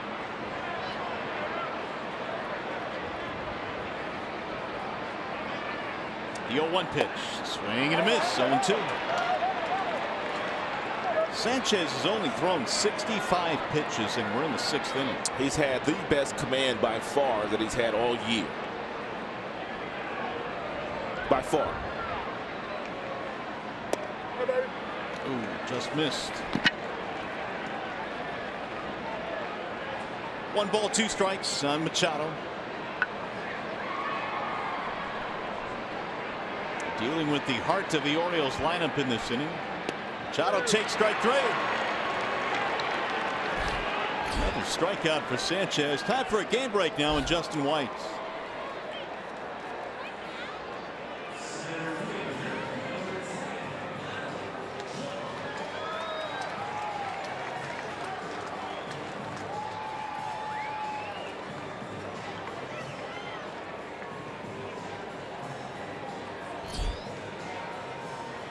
All right, Justin. Back end of that Yankees bullpen pretty good too. Oh my goodness. Here's a bunt attempt by Jones. The Yankees won a game today, Mario, where their first 6 hitters in the lineup did not get a hit. Their starter pitched 6, and then you've got Betances, Miller, and that other kid they just got, Chapman, to close it out. He's pretty good. They beat the White Sox 2-1. There's a drive to left field. That ball is fair. Up against the wall. Jones on his way to second, and he will pull in with a 1-out double. Jones aboard for the second time, 5th double of the year. You know, Adam Jones hit a home run last night against Justin Verlander. It was his 200th home run of his career, and we talked about Jones since the beginning of 2008. His ranks in hits, #1, doubles, 2nd, home runs, RBIs, games played are #1, and he's one center fielder that a lot of people don't talk about anymore. Everybody's talking about Kane and Kiermaier and, you know, some of the other guys that have kind of merged on the scene lately, but none have been as consistent as Adam. No, and he's done it for a while now. He has given the Orioles a chance here in the 6th inning as Chris Davis will step in. Adam Jones, a 5-time All-Star, yet very few speak of his skills. So here is Davis, a single and a strikeout. Ball 1 high. This is one of the areas of the game, Rod, where the Tigers have some concerns with Sanchez. You get to the 6th inning, it's always been that pivotal inning for him. And it's always, too, that 3rd time through the batting order where you see a lot of major league managers start to get that bullpen running and working because a lot of pitchers just struggle the 3rd time through.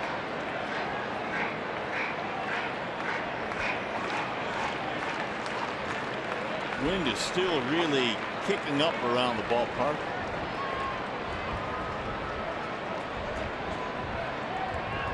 Here's the 1-0.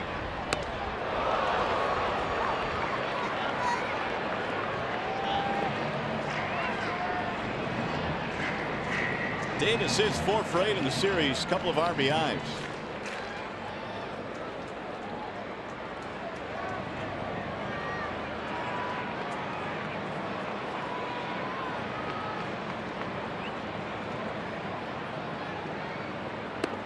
That time he laid off the ball out of the strike zone. If I was Sanchez, I would have done the exact same thing. Yeah, throw that fastball up at the top of the zone today to see if Davis would chase it. Davis is an outstanding low ball hitter. Not so much upstairs. Balls down, though, he absolutely kills those. High fly ball. It's in the shallow right field. Martinez, 2 outs. Jones holds at second base. Tigers fans, if you can't catch the games on TV, you can stream them live on your mobile device with the all-new Fox Sports Go app. Download the app and take Fox Sports Detroit and Tigers baseball with you wherever you go.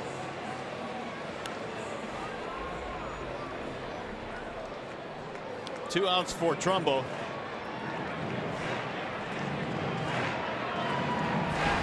Trumbo nearly hit a home run in his last at bat. He pulled it foul down the left field line that eventually flied out to center. You've got to be careful with Trumbo. He's already hit 11. He's driven in 27. You've got a base open, and so make sure if he does put the ball in play, he's hitting a pitcher's pitch. And Matt Wieters in the on-deck circle, his numbers are not nearly as good as Trumbo's, even though he bats left-handed.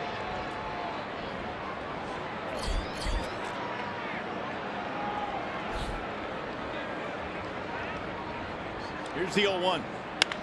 Drilled to left field on a line. Moya can't get it up against the wall. Trumbo is on his way to second, and he's in there sliding.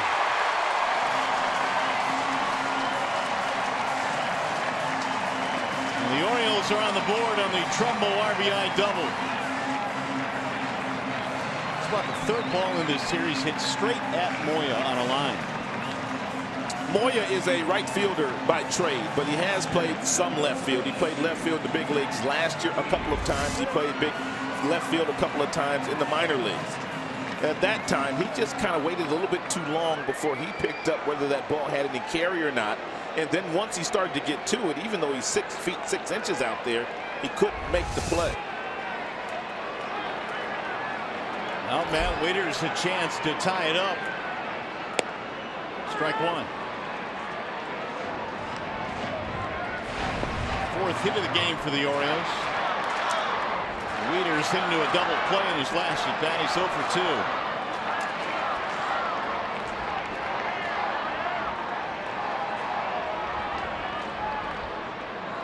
The 0-1 pitch. High. 0-1. 2-out, 2-base hit by Trumbo ties or makes it a 2-1 game. And the Orioles trying to tie it here with Wieters up there and 2 outs.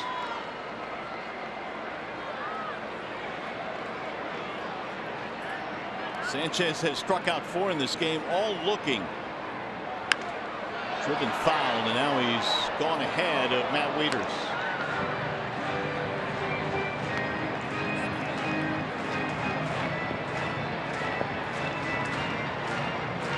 Sanchez this year has had a walks per 9 rate of about 5.5, which is high, but he's walked only 2 in the game tonight.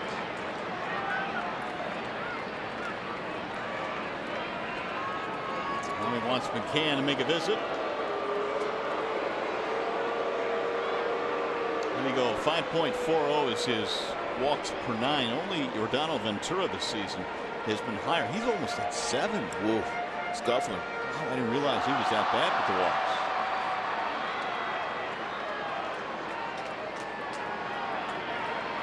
There's the 1-2.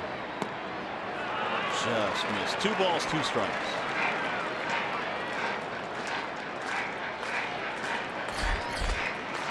Pedro Alvarez waiting on deck. Tigers got 2 in the top of the 6th and a home run by Cabrera. Jones a double. Trumbo a double to get the Orioles a run. Here's the 2-2. Way high. 3-2.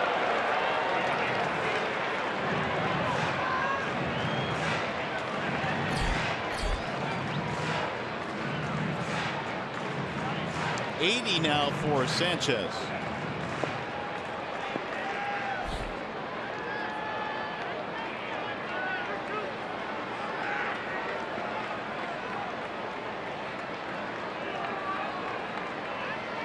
Full count on Matt Wieters. Just got a piece of it. Keep the at bat alive. 3-2 the count stays.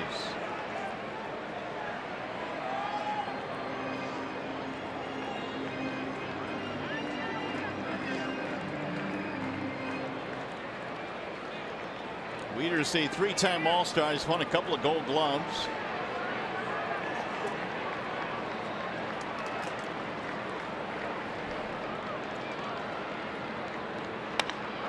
Driven high in the air to right field.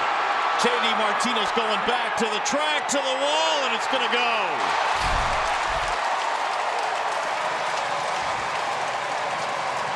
A 2-run shot with 2 outs from Matt Wieters, and the Orioles lead.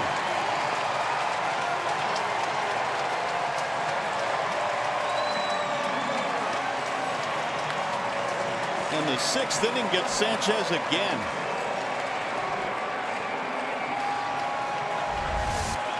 Third time through the batting order this year. For whatever reason, Sanchez's numbers take a little bit of a spike. That's a 2-seam fastball that he tried to sneak on the inside part of the plate to a low ball left-handed hitter, and Wieters was able to golf it out of the yard for his 2nd homer of the season. Alvarez, a slow roller foul. This Baltimore Orioles team comes in 15-5 right here at home. That is the best record, best home record in all of baseball. And they are a confident bunch right now. They've won 6 games in a row. They've also just hit their leading 51st home run of the year.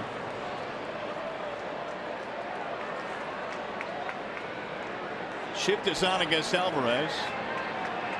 All of their scoring here with 2 outs in the 6th. Alvarez skies it in the air to shallow left. Iglesias going back. That'll end the inning. But a big inning it is for the Orioles. They score 3 against Sanchez.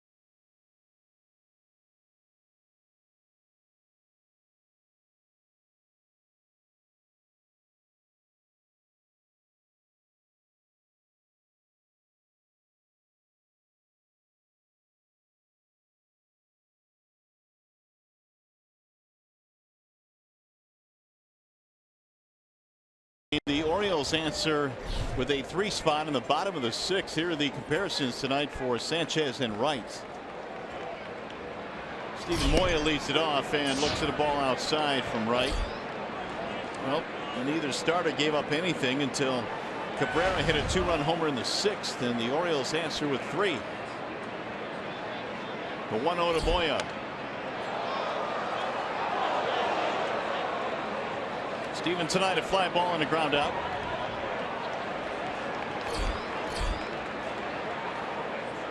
Mike Wright now has reached 100. Orioles have the bullpen working. There's a strike called and the count goes 1-2. 105 is the career high in pitches thrown for Wright in his career. He did that his 2nd start of this season. He'll get there again tonight. Soft ground ball back towards second in the back end there. Nice play by Scope. Nifty glove work there by Jonathan Scope. He joined Fox Sports Detroit and the Detroit Tigers on May 24th for a very special evening when we honor the armed forces and military veterans. When you purchase a special ticket package, $5 will be donated to the Michigan-based Fallen and Wounded Soldiers Fund. For ticket packages, please visit tigers.com/armed forces. 1 out for James McCann.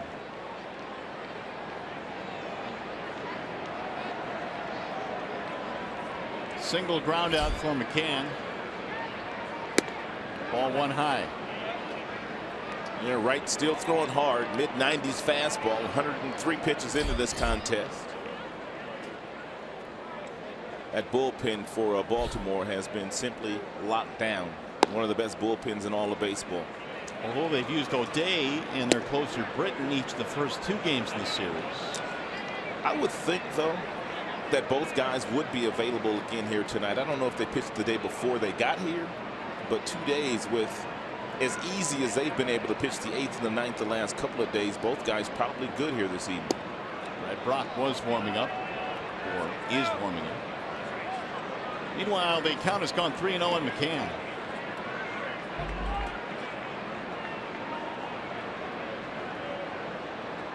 Single ground out for James.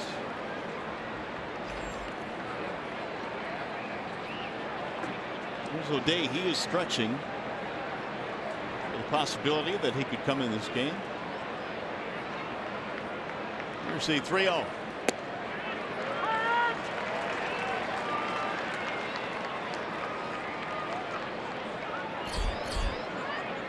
Iglesias waiting on deck.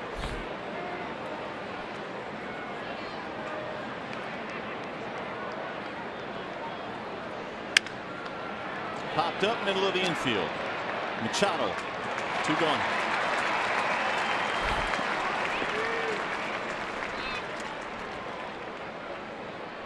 Now Iglesias.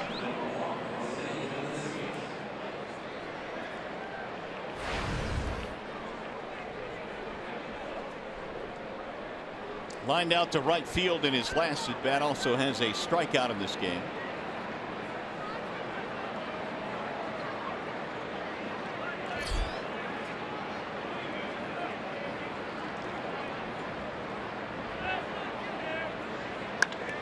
That's hit in the air, shallow left. On the charge is Kim, but it's Jones to bail him out. And a 1-2-3 inning. Coming up, the 7th inning stretch brought to you by Jeff Glover and Associates Realtors.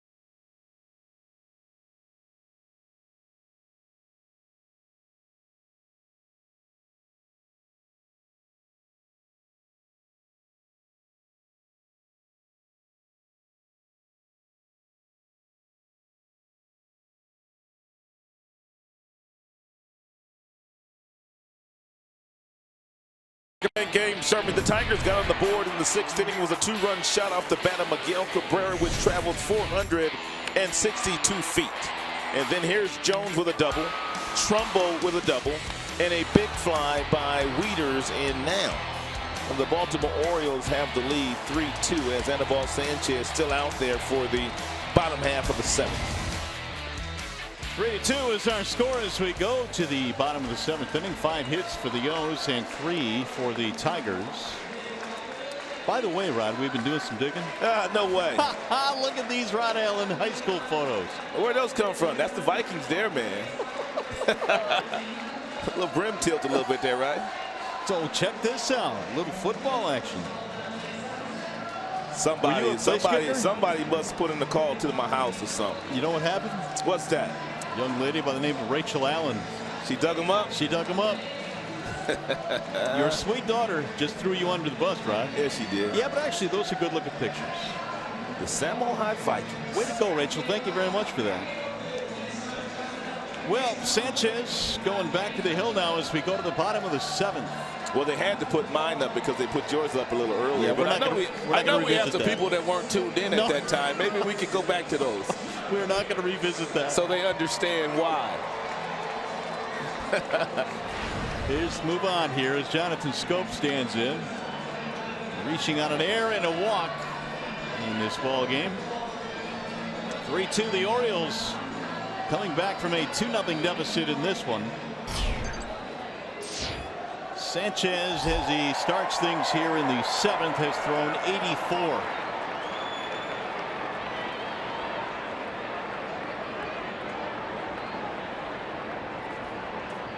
Scope looks at a bender that dips low. 1 ball, no strikes. Scope, Kim, and then top of the order, Rickard.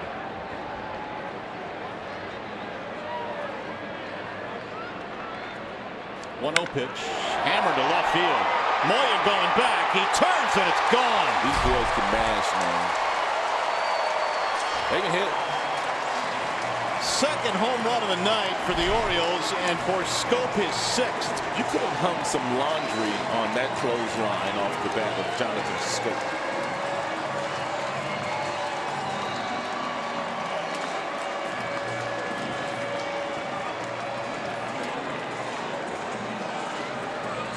League high 52nd home run. Here comes Brad.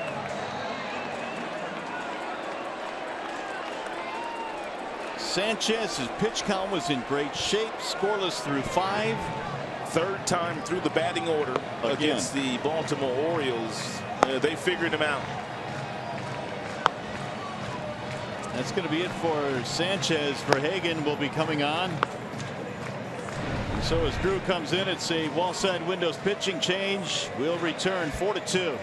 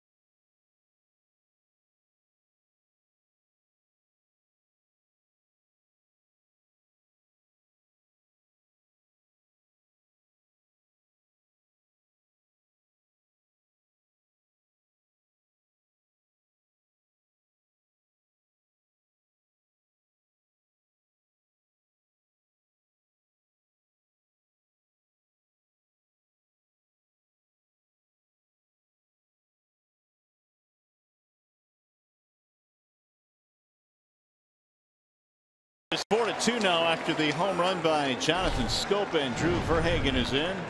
And Verhagen pitching in his 17th game. He has a couple of holds. The ERA just a shade over 5.5. In his last 5 games, he's been very good. 6 strikeouts, only 1 walk in that span. Verhagen pitched in the first game in this series.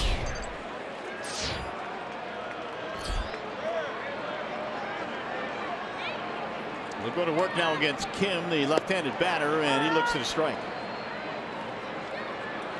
Yoon-Soo Kim is 0 for 2, couple of ground ball outs. A little bit high, 1 ball, 1 strike. Anibal Sanchez, a 2-run shot to Wieters in the 6th, a solo shot to Scope here in the 7th.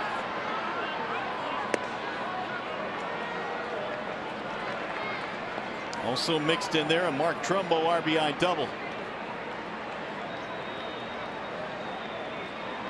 Here's the 2-1. 2-2. Kim disagrees as he steps 1 foot on the box.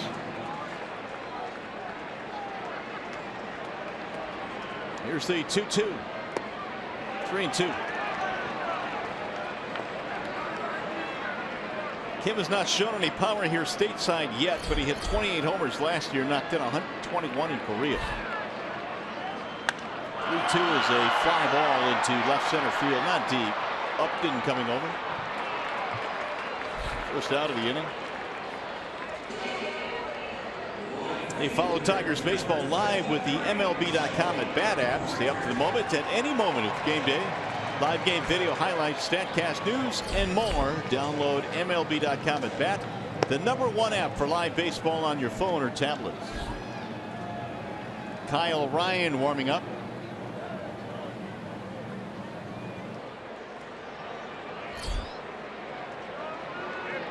Joey Rickard looks at ball one.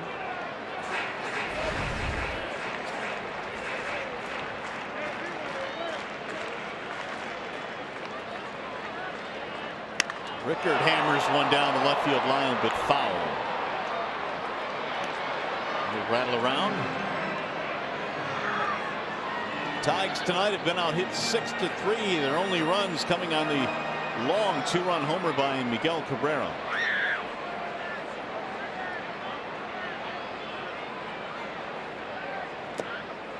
Low ball 2.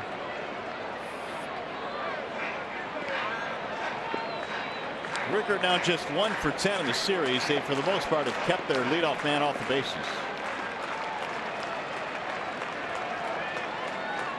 Here is Verhagen's 2-1. If you want to miss, you got to miss down.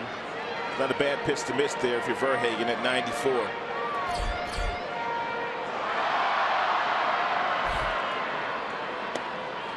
Strike call.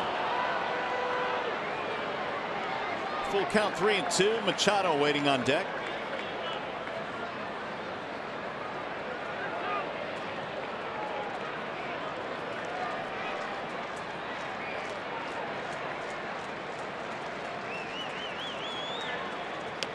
Ooh, he just fought off that breaking ball and stayed alive.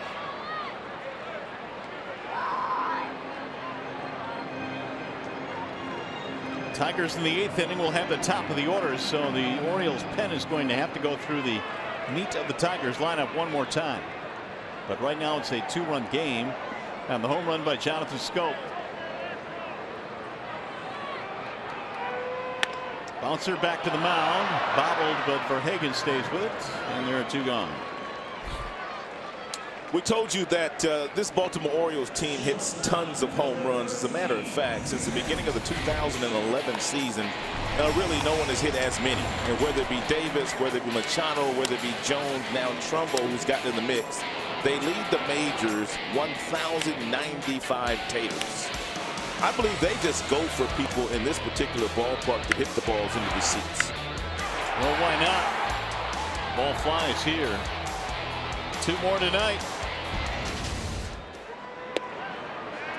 There's a ball outside to Machado. And they've kept him in check pretty much the entire series. Manny, a couple of hits, couple of runs scored. But based on what he was doing coming in, that is a really good job on Machado.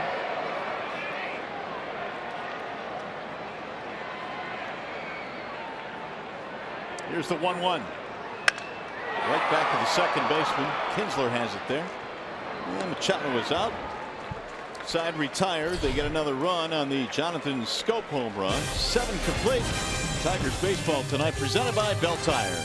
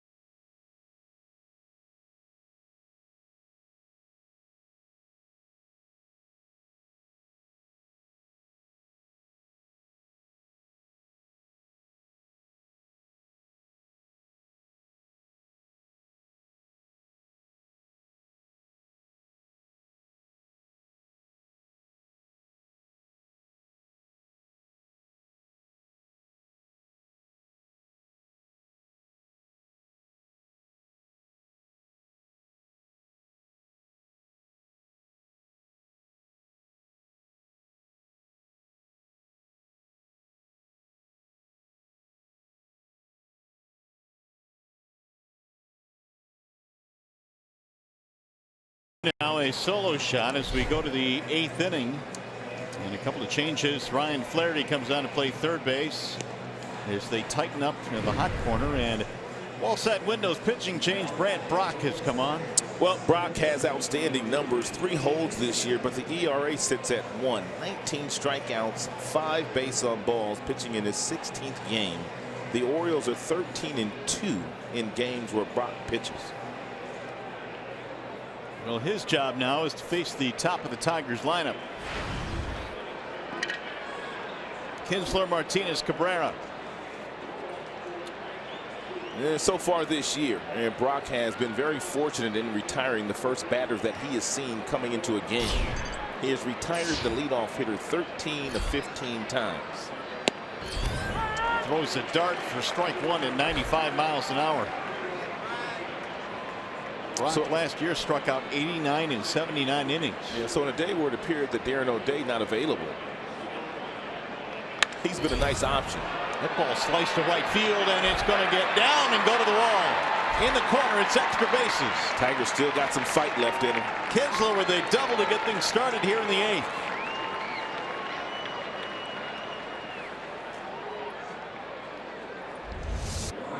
Ian Kinsler doesn't hit many down in that right field corner, but he took that fastball in the mid-90s and basically took it out of the glove of Matt Wieters and sliced it down in the right field corner. 7 doubles on the year now for Kinsler.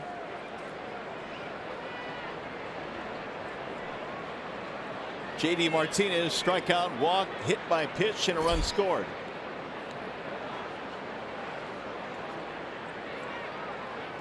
Ooh. 95 at the letters, threw it right by him. First swing that JD Martinez has taken since he was hitting the hand the last time he was up.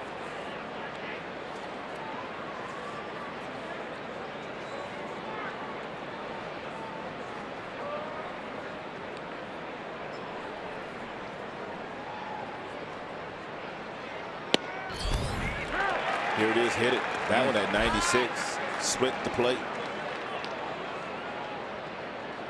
Brock began his major league career with San Diego and then was acquired by the Orioles in 2014.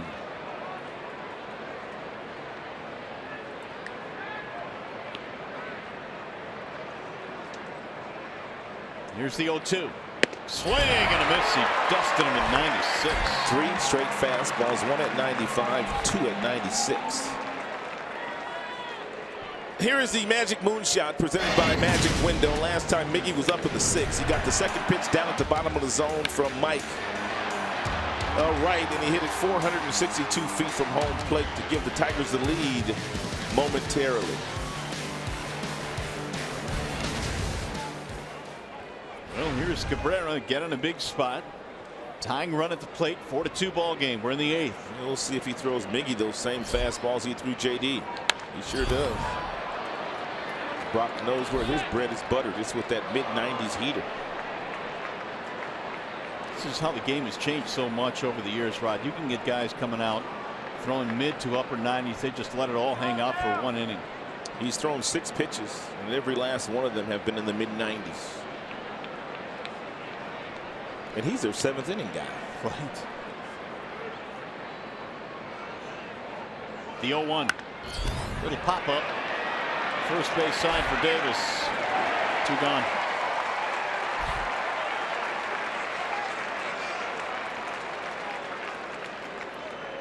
So Miggy couldn't get it done in that at bat. That's going to bring up Victor Martinez.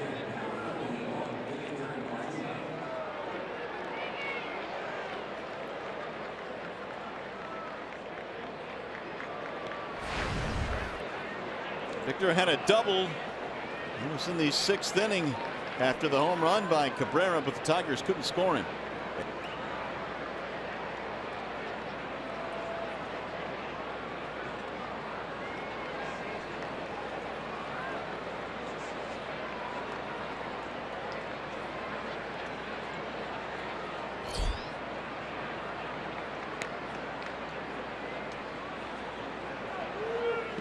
First one is low, 1 ball and no strikes.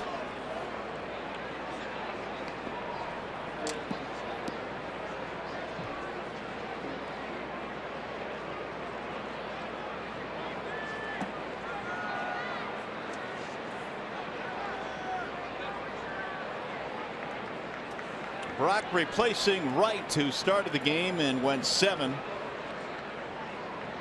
A couple of home runs tonight for the Orioles, giving them the lead. The 1-0 pitch. In there, strike call right at the knees. 409.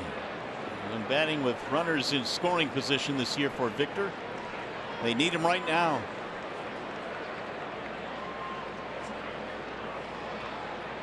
Middle infielders on the grass. These shifts, man. What's next? Here's the 1-1. Sliced into left field. Base hit. Kinsler coming to third. They're going to send him home. Here comes Kim's throw. Not in time. RBI single for Martinez, and it's 4-3. A clutch 2-out knock for Victor. They overshift on Victor Martinez, but yet they still throw him pitches on the outer third of home plate. And a guy that's hitting 350, what do you expect him to do with the pitch? He slices it the opposite way. And Ian Kinsler on second base got a great jump with 2 outs and able to score rather easily on that play.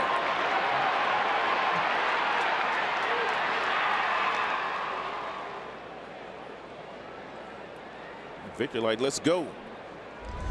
2 hits tonight for Victor. Now the tying run is at first base for Castellanos. Well, actually, he said vamonos. Vamonos. Which means let's go. See if this one finds the seats. Davis is drifting. Oh, and it's off the glove of Scope, who nearly caught it on top of the tarp.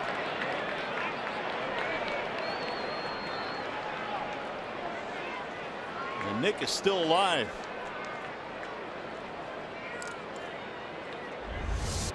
It's a great effort here by Scope. And took his eye off the ball momentarily as he approached that tarp. I don't blame him. Right there.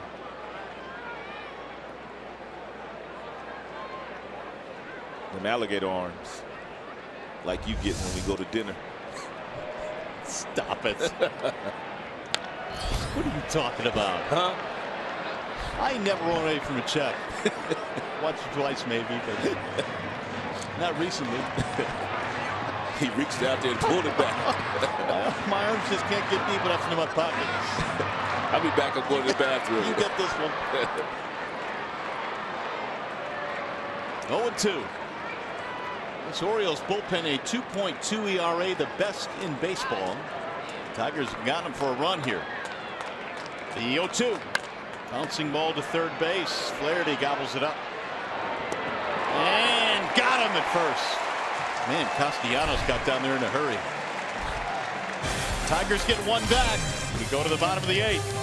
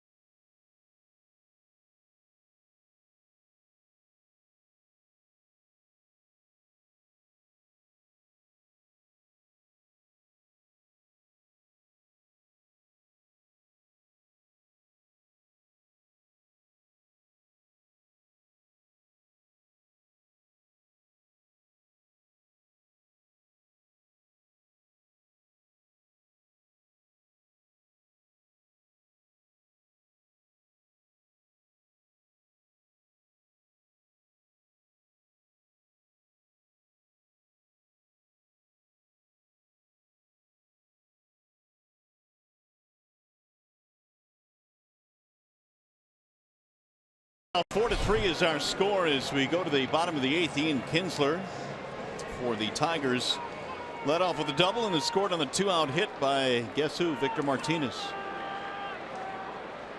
Now Drew Verhagen trying to keep this a 1-run game. Jones, Davis, Trumbo for the Orioles. Verhagen came on in the 7th inning, retired all 3 batters that he faced. There's a bender that's belted in the air to left. Moya going back to the track, to the wall, and that ball is gone. Here they go again, man. Hang it and bang it. And Jones has homered for the 2nd straight night. Adam Jones has been hot all week. He went into Minnesota at the beginning of the week and got well, hit 3 home runs there, 2 more home runs in this series last night, and then this hanging lollipop breaking ball that Jones appeared to be sitting on. You don't hit a ball this far that's 77 miles an hour unless you're just sitting on it. Moya stretching out as far as he could. There's a swing and a miss by Chris Davis.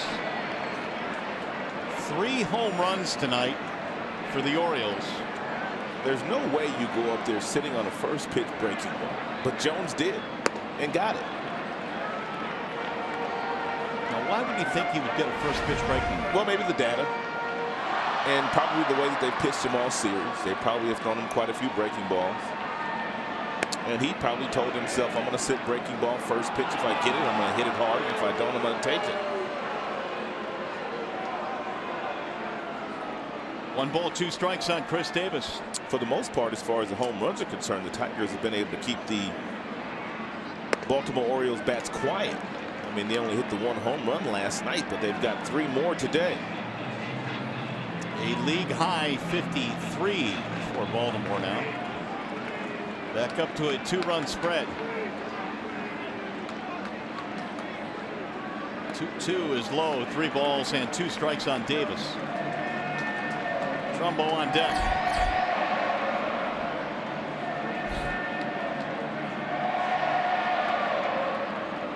One for 3 for Davis, a single. And he lost him. Homer and a walk to greet Verhagen here in the 8th. Mark Lowe has joined Kyle Ryan.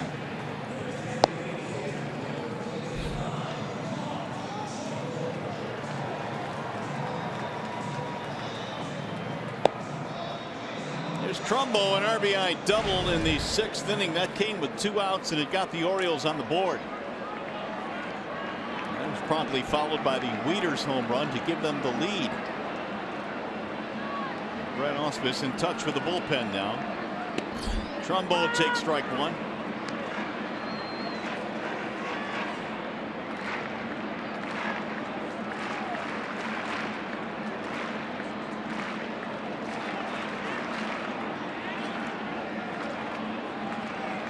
Here's the 0-1.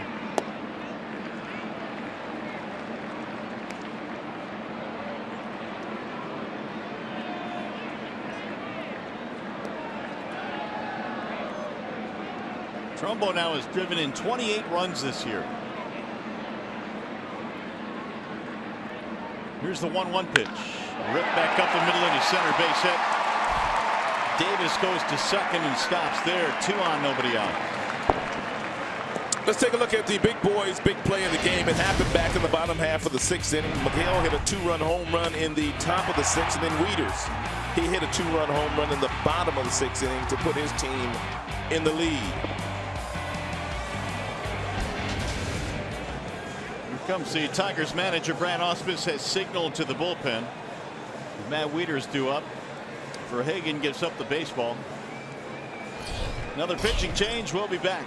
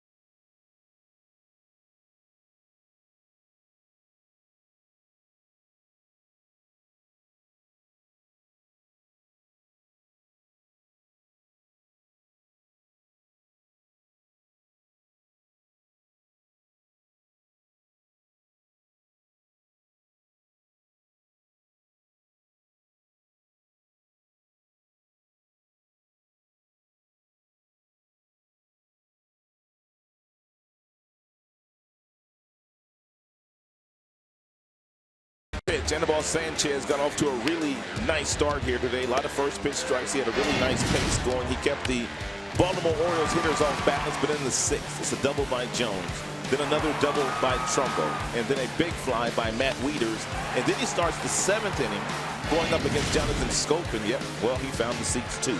On a laser to left field. 53 home runs now hit by the Baltimore Orioles this season, which leads the majors. Sanchez tonight, 6+ innings, 6 hits, 4 runs. 86 pitches. Again, that 6th inning just jumped up and bit him. And now Mark Lowe will come out of the Tigers pen. It's been a few days since we've seen Lowe.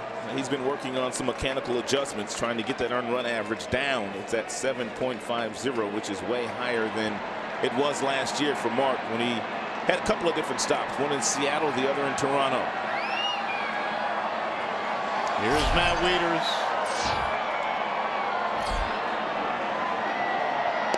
Wieters will look at ball 1. Big 2-run homer with 2 outs in the 6th for Wieters that gave them a 3-2 lead.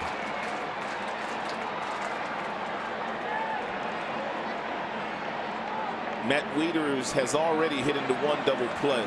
And that's exactly what Lowe is trying to get him to do now. Hit something into the ground to give his infielders a chance to turn another one. Popped up foul, back out of play.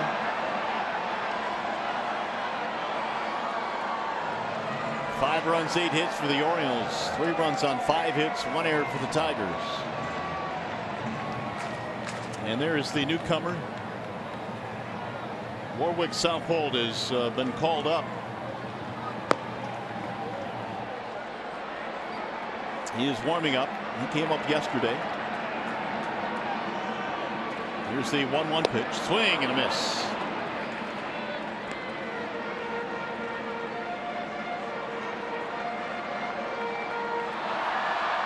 Saupold had really good numbers at AAA.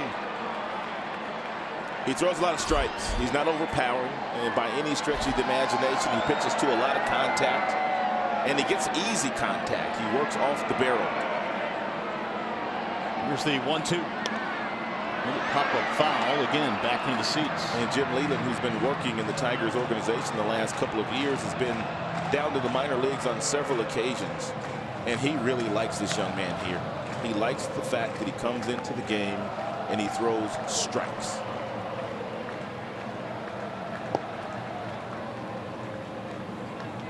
Well, we'll see if he is needed here tonight. Wieters behind in the count, 1-2, 2 on with nobody out, a run in.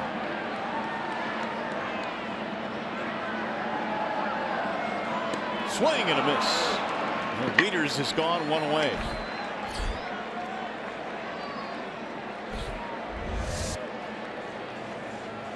That's a changeup thrown by Mark Lowe there, who said he was going to start throwing more changeups this year.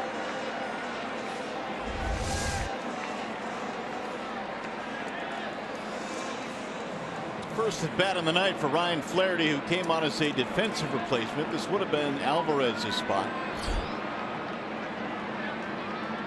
Flaherty hitting just 184. Ball 1.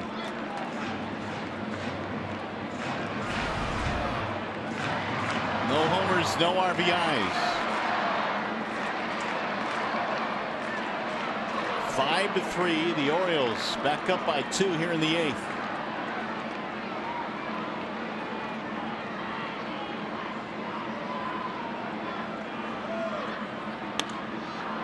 We'll get back into the seats. Zach Britton is not warming up. He has the jacket on. So Buck Showalter has decided to stay away from Darren O'Day for a 3rd straight day, and Zach Britton apparently as well. Yep. It's Brock's game. As hard as it is for managers sometimes, you have to think big picture. It's a long season. Buck Showalter is one of the best in the league at navigating his bullpen. He has been that way really since he came up to the Yankees as a very young manager.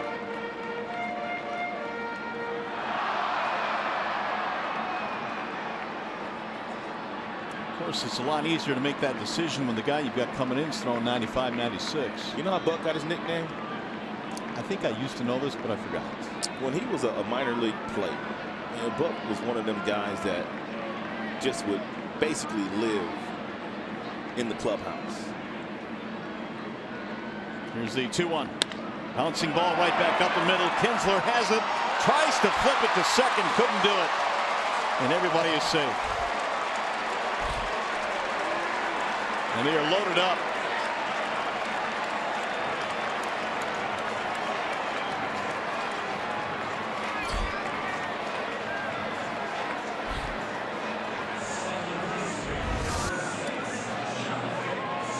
Yeah, he tried to flip it with a glove. I don't know if they would have been able to get the out. Maybe with an accurate throw, but that's just the way things have gone. But anyway, Buck Showalter, he's always walking around the clubhouse naked, buck naked.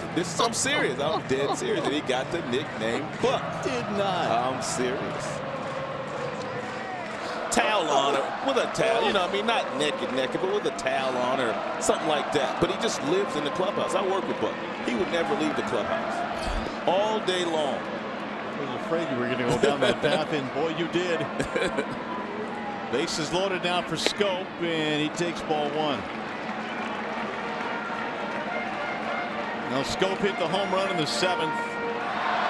They've got him loaded up now. They've got Davis, they've got Trumbo, they've got Flaherty.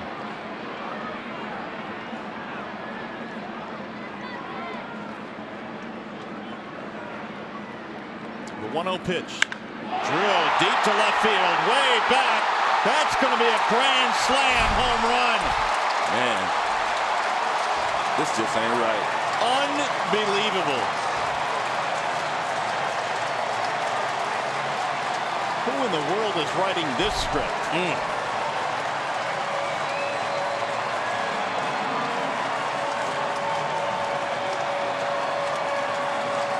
Lowe continues to struggle. His earned run average was 750 when he came into the game.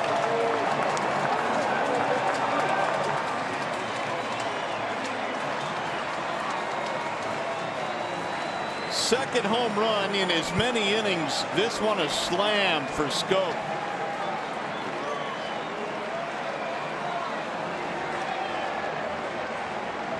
And Warwick Supple will come in to make his major league debut, but it's 9-3.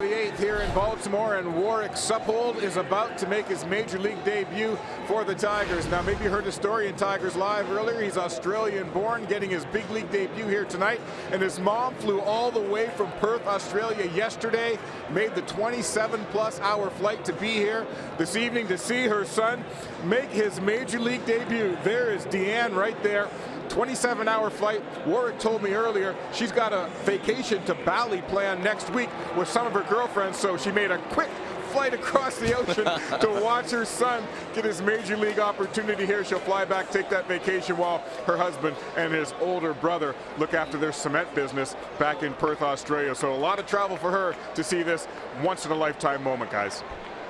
All right, Trev, thank you. And the first man he will face will be the number 9 hitter. The numbers at Toledo for Sappold. It's good that she was able to make it and see his major league debut. There's nothing quick about flying over the ocean either. That ball's fouled back out of play, 0-1. Warwick Sappold.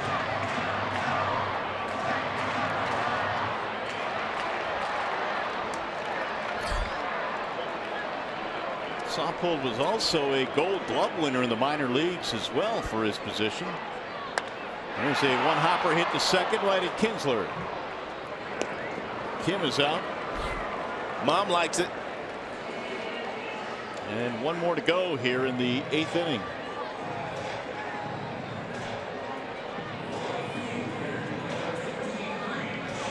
Here's Joey Rickard, who is 0 for 4. So Warwick Sappold has gotten his first major league hitter out of the way.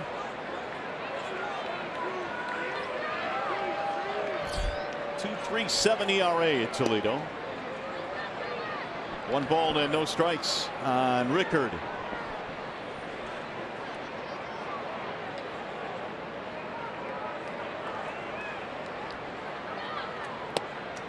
Sappold missing outside, and the count goes to 2-0. 9-3 ball game. Grand slam home run by Jonathan Scope has busted this one open. His second home run of the night.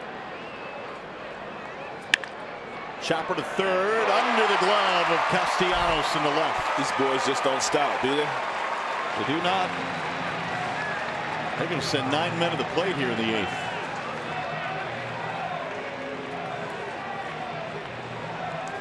Manny Machado will step in.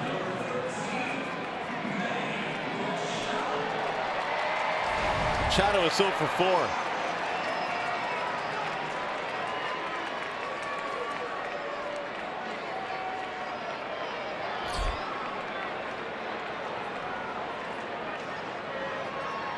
Sappold being reminded they're playing behind the runner at first base.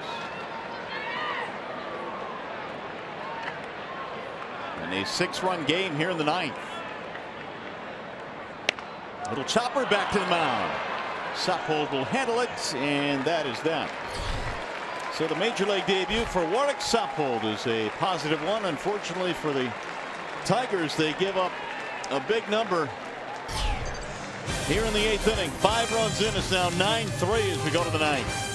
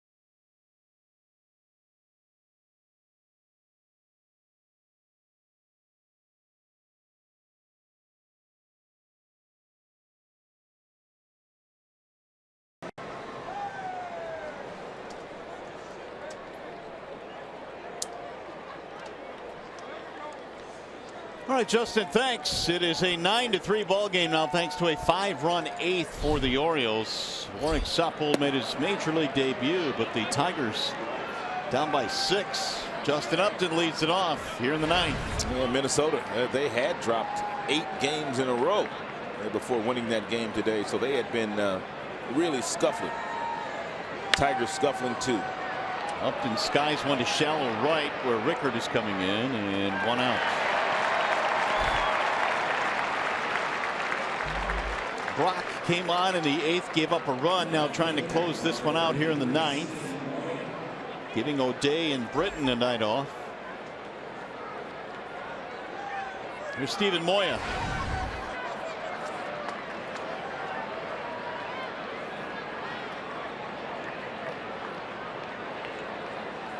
Moya is 0 for 3.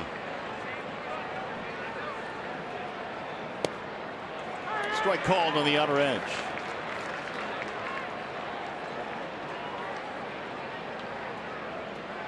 All of a sudden 11 hits on the board for the Orioles. There's a swing and a miss. 0-2. Yeah, coming into play today, 53% of the Orioles runs scored this year had come on home runs.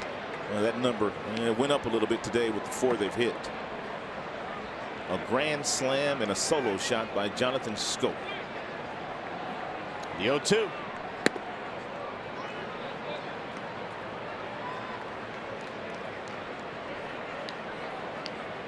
Brock gave up a double in the 8th and a 2-out single to Victor Martinez to make it 4-3, but then the Orioles came right back with 5. Swing and a miss. Moya is out, 2 gone. Second strikeout for Brock. Well, and that way will not have a long time to think about this one tonight. You got to be right back here in the morning and try to come back and win a game. That's what baseball is all about. There's always that next game the very next day, so no time to really celebrate or drown yourself in sorrow. Just got to get back up tomorrow morning. Now McCann with 2 outs.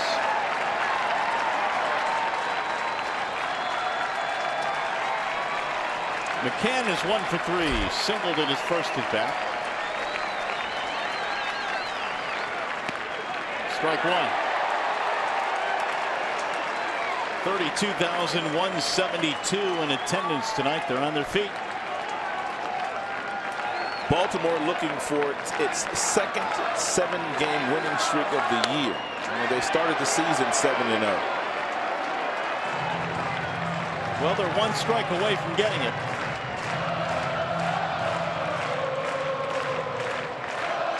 Final game of this 4-game series tomorrow afternoon. And the Tigers will be turning to Michael Fulmer tomorrow. Swing and a miss. He struck him out, and that's the ball game. Another tough loss. Difficult loss, and they're starting to mount. And they're happening in every which way too. Another frustrating evening for the Tigers, who fall here tonight by a score of 9-3. As Baltimore wins its 7th straight. We'll be back.